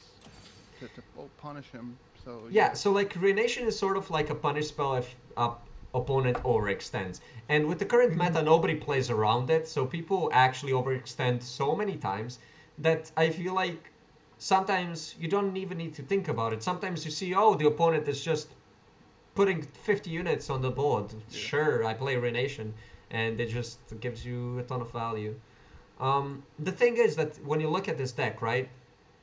Similar to a normal deck Endure, it has like early game pressure with Aristocrat, a lot of 2-drops, and the Caretaker, which is the key card in this deck, sort of. So early game, you're gonna create so much pressure that in some matchups you're gonna win with early game together with your Collector.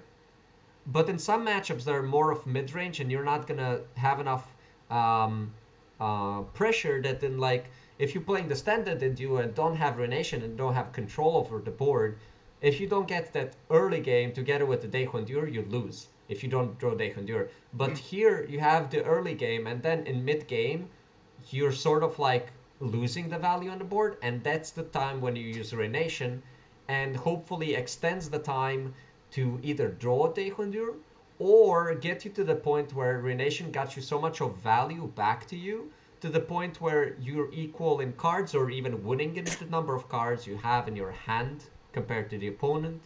So you don't need the pressure to actually like you don't lose if you don't draw Dehondur because the Ruination will give you the value back and give you more time to stay alive.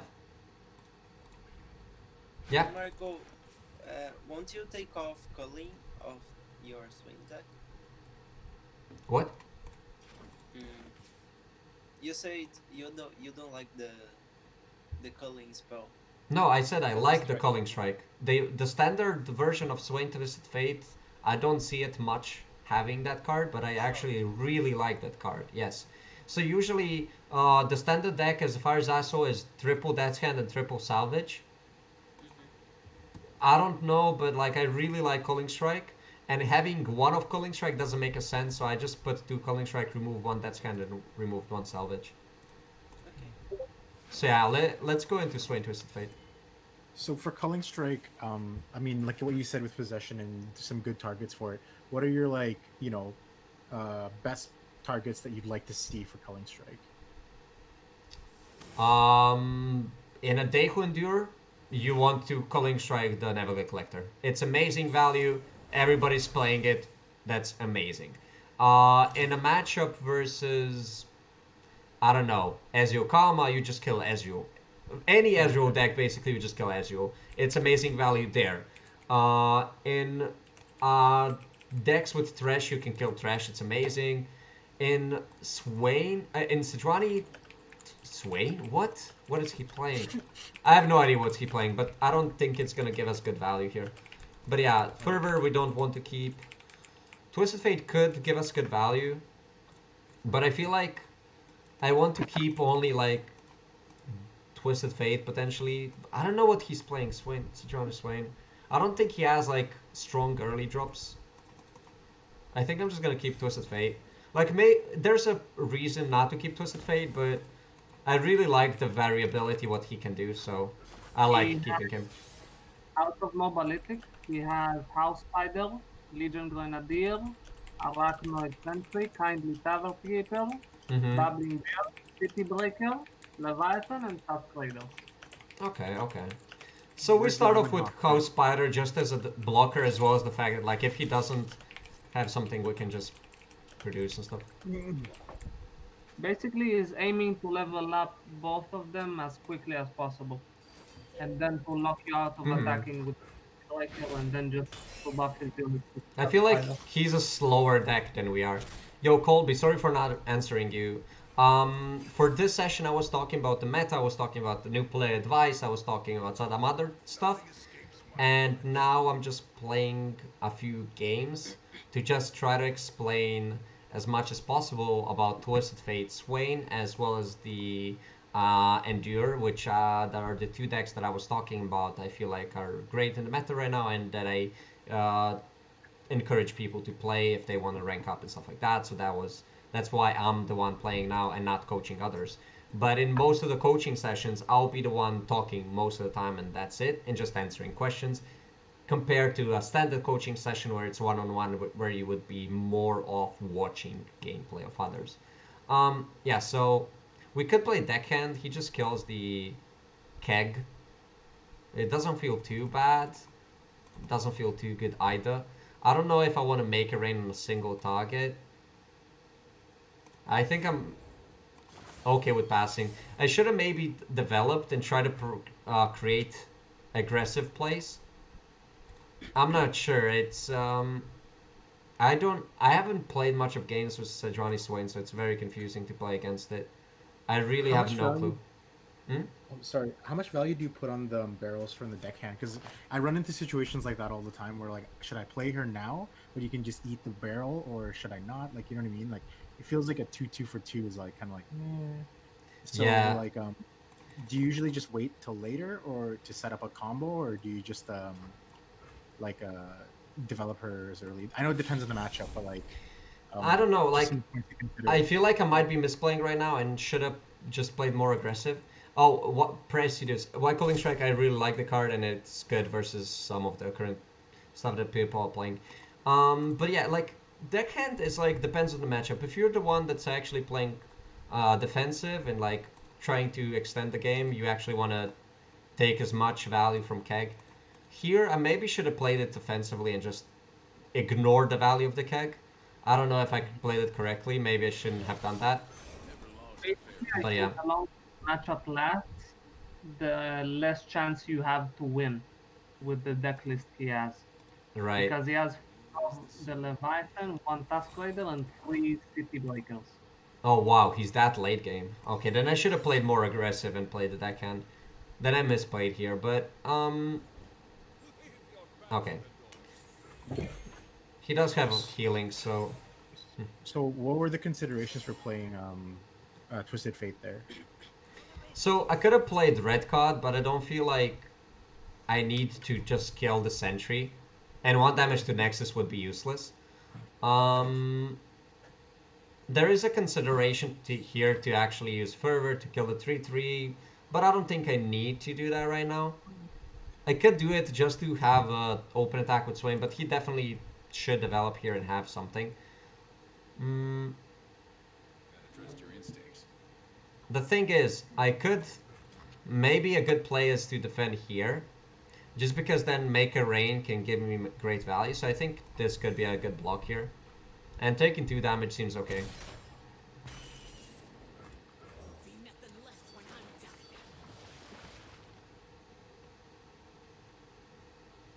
I don't think he even has any like straight up damage to kill the keg in response to me using make a rain, for example.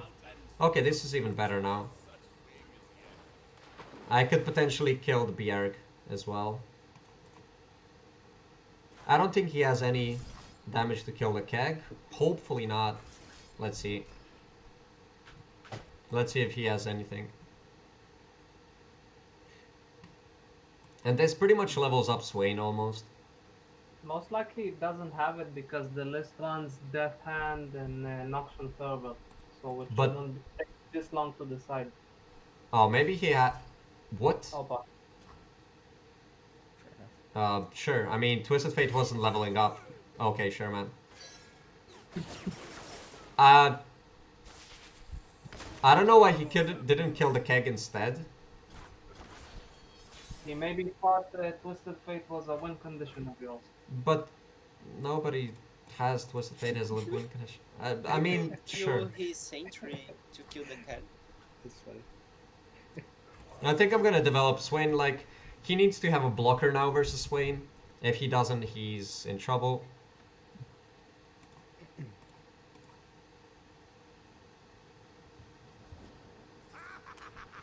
Okay, Grenadier. So I could even Fervor potentially to make an aggressive play with Swain here. I don't know if it's needed right now. I think I could do it though. I think I might need to do some aggressive plays at this point just because of the fact that, like, if I prolong the game too long, I might be losing. And as well as the fact that, like, doing this to kill the blocker, if he doesn't have anything, I just immediately gain amazing value with Swain dealing 7 damage here. He needs to put another blocker down or else he's in a... Oh, come on. Okay, sure. We just pass here. There's no reason to attack anymore. If I get a ship down, that's gonna be huge. I do not have too much of other cards that help me out here to develop, but Marco, yeah. if you play Noxian Fervor, you're gonna give Swain 6 or 3 stacks only. I mean, it's 3 to an ally and 3 to anything, so it's basically 6 damage in general. And he says when you deal non-combat damage, no, when you dealt 12 non-combat damage. So it means in general. It doesn't mean where you did the damage. It just means you dealt 12 non-combat damage. So if you do 3 damage to your ally, it still counts. So this is 6 to a level up. Okay. So if you do 2 fervors, it's immediately Swin is leveled up because it's double of 6 and it's 12. This is still fine because my Swain doesn't die. I'm gonna just stun the Sejuani. So he can only deal 3 damage to the Swain. You should also consider protecting the Swain with Fervor onto one of the targets because maybe he has Ravenous Flock. Still win condition. I think next turn, no matter what, I want to play Leviathan, right? Like, just the Leviathan is so much value to play it. So when we are considering about this turn, I can already kill Sejuani if I want to. I could consider just doing the Fervor right now. Because if... Okay, I got concerned there for a second. But yeah, if I do this, then Swain is not damaged. And yeah, he cannot then flock it. So Swain is surviving no matter what. So I think your idea was actually a smart idea. Because if I do this and play Leviathan next turn, Then it's game over. he needs to answer it somehow, and if he does have an answer, it's game over. So yeah, I mean, I don't know if I even need the flock, but I think the flock could be solid here because of the fact that, like, when we play the ship, we're gonna get another Swain, and because we get another Swain, we get another flock because we already have a Swain on the field. So it basically gets us a spell that can kill Sejuani. So I like the idea of using the flock on this Sejuani because we can potentially use another one to just kill her. But right now he really needs to answer this. If he doesn't answer, we should be winning. We're gonna see what happens. I don't think he has anything to answer with. How many Ravenous Flux did he use? Zero. But like the only thing he can answer properly is like I don't know. Use the what's it called? Oh, he has Leviathan as well. Like one answer that I could consider is Harsh Winds into Reckoning, because that Have it. could kill everything. But I don't think that deck has it. Yes. Um, I don't think I want to attack here because if I attack with this can get damaged. I think we just AFK and that's it because everything gets stunned now.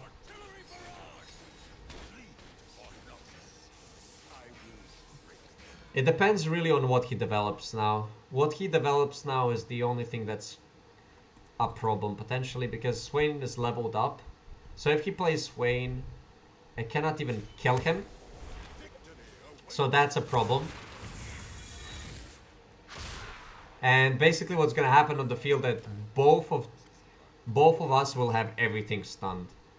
So I just stun Swain here, but it's gonna be pretty retarded next turn. Because I cannot kill him, right? So we're just gonna have everything stunned on both of us. Oh my god. You don't want to kill the Sejuani, or is that like? No? Yeah, I can kill her, and I think I need to because if I don't, she will stun, freeze my entire board. And I think I want to play the keg here because if I play the keg, I can potentially kill Sejuani and Grenadier and everything with just make it rain. So I want to make it rain to potentially kill Sejuani and the Grenadier or something. Let's see what it hits. Okay, I mean, not too bad. It kills the Grenadier and the Sentry. Now you have a lead. Assuming no one plays anything for the rest. Yeah, but the problem is everything will get stunned from my board as well because he also has the combo of Swain and Leviathan on board, you know? You have no. No, you don't. So nobody's attacking. There's nothing happening on the board.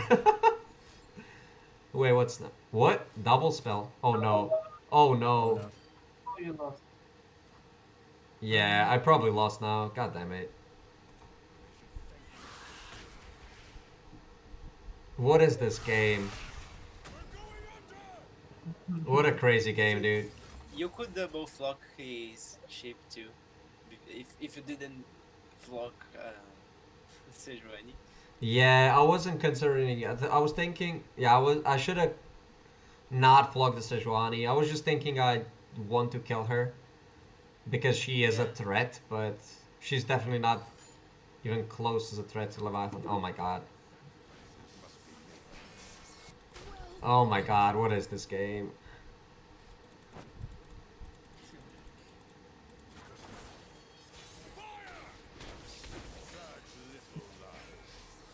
If I don't draw a ship, I lost. Yeah, I lost. Hey, you can stun one of them.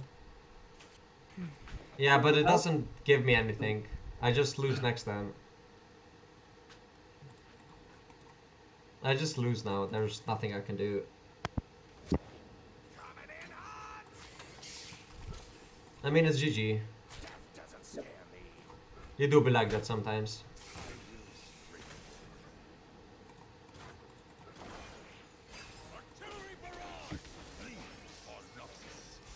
I just will see what I draw. Eh. Matchup is the most important to plan against the ship. I should have played more aggressive early. That was my problem in this matchup. I did not know the matchup, so that is basically why I lost. I didn't see so much of people playing Sejuani with Swain, so when I saw it and I did not play early game more aggressive, he just has more of late game cards than me, so that sort of lost me the game. But yeah. I should have played more aggressive there. Let's go one more game.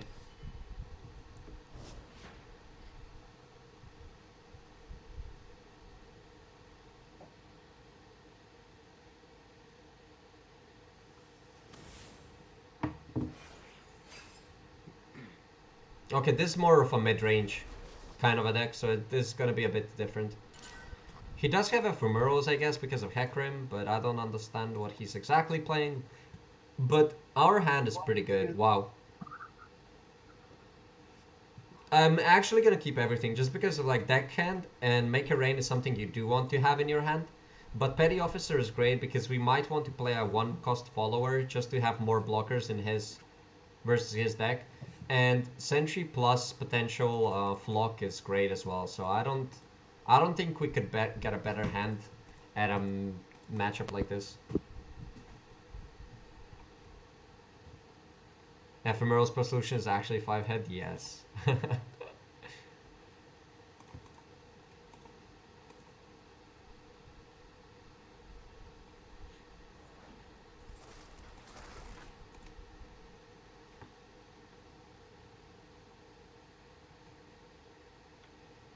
He's thinking if he wants to attack or not. Okay. Why not? I'm just joking. So he does not have the attack token, so I think it's safe to play the deckhand. And just make a rain next turn potentially. He could play Curse Keeper and then we just do 2 damage with our deckhand here. I think we're attacking no matter what.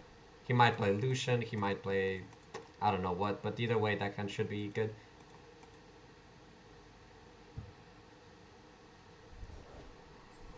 So yeah.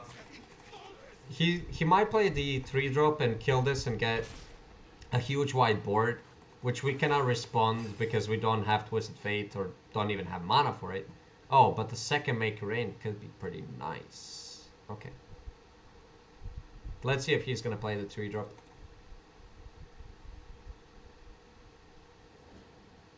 Oh, just Butcher, okay. Hmm.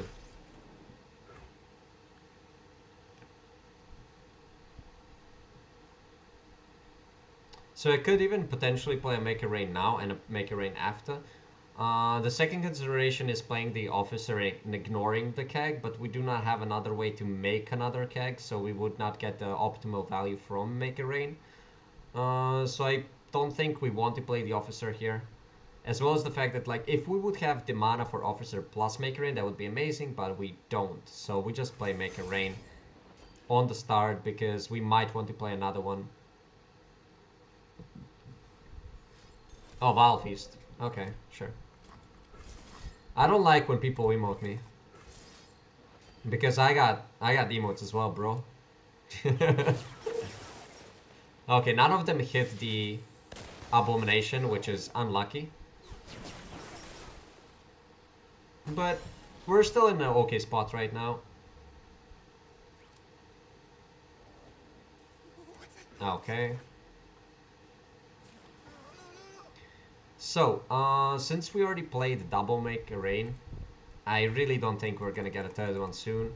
We could get Twisted Fate, which would be amazing.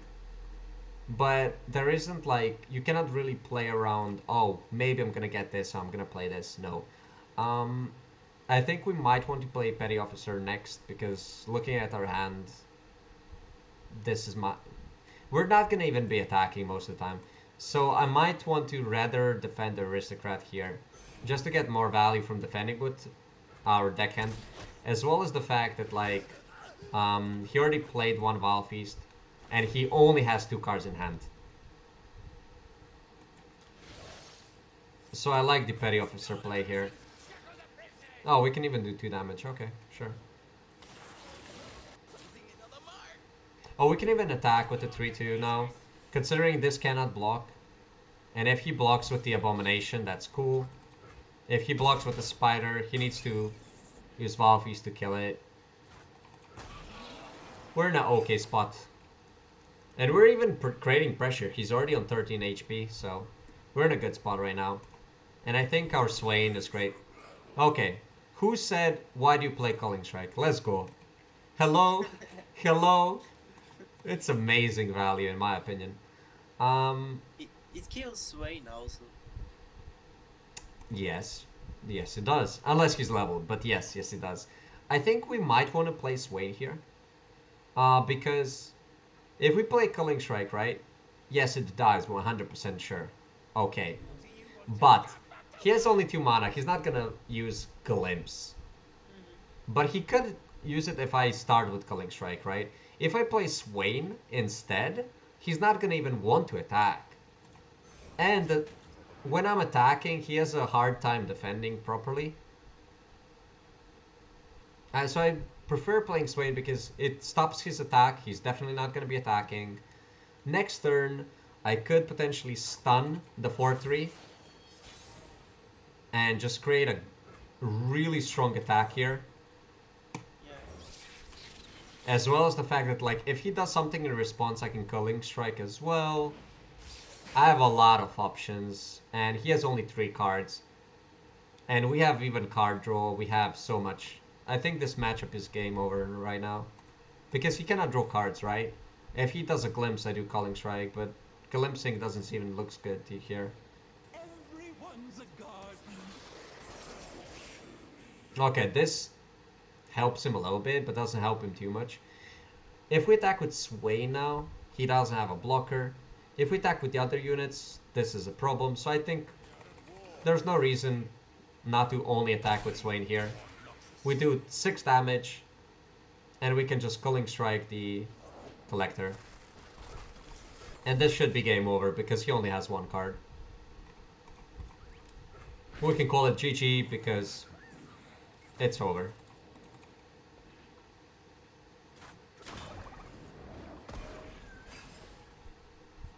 The only, like, hard punisher now is Ruination.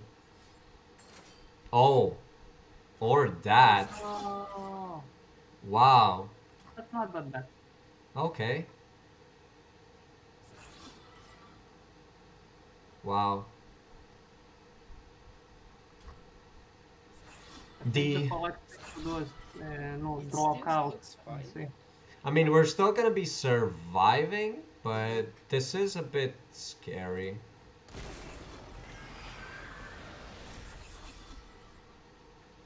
No matter what, he's gonna get another Shark Chariot from this. I think we want to just stun the 4 attack unit and that's it. Because obvious it has the most attack. And we might want to use Make It Rain as well to hopefully kill the Shark Chariots. But then next turn, Swain, if we can somehow remove the Bog Beast. Wait, he's attacking with Bog Beast. Okay, this is game over. Because Swain open attacks and just wins the game, I think. But this will be a lot of damage though, even so. I think we might want to actually, like, defend everything. Because Good. this 2 dies at the end of the turn. But I think we just Make It Rain. It doesn't hit anything. Hey, It levels up Swain though. It's still GG though. We got this. He has no mana. We just open attack with Swain. And it should be game over. If he did not attack with Bog Beast, the opponent might be able to survive for a bit longer. But, like, I don't know. His attack with Bog Beast was very stupid. Because now he loses. I just attack. I do 7 damage to Swain, 3 damage with Sentry, and Leviathan. He has 1 card. I mean, 2 cards.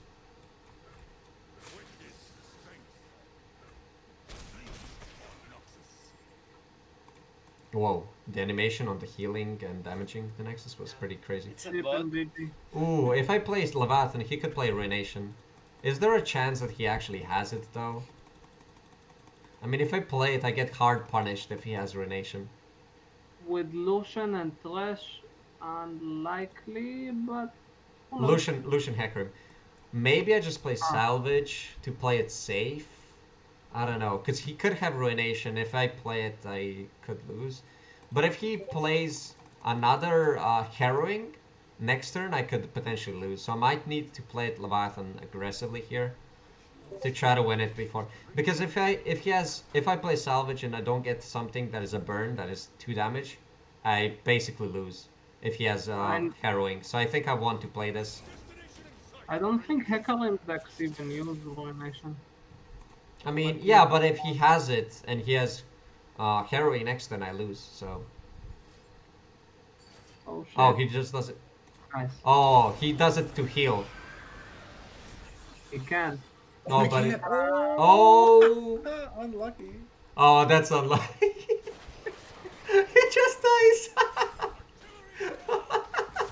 Even if he did have the Neville Glade, it would have just died. Yeah, because it dies at the same time. Oh, poor guy. So yeah, he actually had harrowing. So it was smart to play What he was trying aggressive to there. do with herring? Because Kill you. it was game over there. Because I had three damage with the ship, so he had to play something or it's game over. So yeah, Yeah, but what would he do with herring? I don't know, but like he's playing a Because deck that has a lot of ephemeral. So the point of the deck is like getting like double Hecarim attacking with ephemerals, all of them getting buffed, and it's just a normal ephemeral deck. But like if you do not have blockers, you just lose. And that's a problem I talk about ephemeral decks, just because the fact that like it's very like good sometimes if you get the value off and like you're attacking and you get the shark chariot back when attacking every time it revives or whatever. But like the point where you need to defend, if you don't have blockers, you lose. And that's the problem of the deck, that you have to put so much investment to all of the ephemerals that you sometimes just don't have blockers, and you just lose because mid game, if the opponent just outvalues you just a bit, you just lose. So just to review that last little bit, so if you didn't play ship, then he needs harrowing to win. If you did play ship, he needs both ruination and harrowing to win. So So that's why you played basically, ship. I was talking about the fact that like he passed, right? He played nothing, but he only has two cards, right? So it's a low chance that he has something good in those two cards, right? If I play, if I don't play the ship and just draw cards with salvage, and don't draw like direct damage, and the next turn he plays harrowing, I could lose. I could still potentially lose, right? So the logic behind it is like, yes, if I actually play the ship now, he can ruination, and I would lose my entire board. I still would have another Swain from the ship. I would still have salvage to potentially draw something. So like I'm playing a bit risky, but like if I don't play anything and just pass and like salvage and like draw cards, and if I don't get burned and he plays harrowing next turn and attacks me with it, which he actually did have, I would be potentially in trouble. So it was the point of time where it's like asking me, do I win if I play this? Potentially, yes. If I play the ship, I potentially win if he doesn't have an answer. And he only has two cards, so if he doesn't have an answer, I win, right? If he has the answer, I could still next turn use salvage and still draw cards and potentially get a win condition, right? So it was a time to play aggressive, as well as the fact that like he only had two cards, so it's a nice chance that I just win. Cool. Thank you. Thank you. I'm gonna write that down. No worries. Um, but yeah, that's pretty much it for today. Like,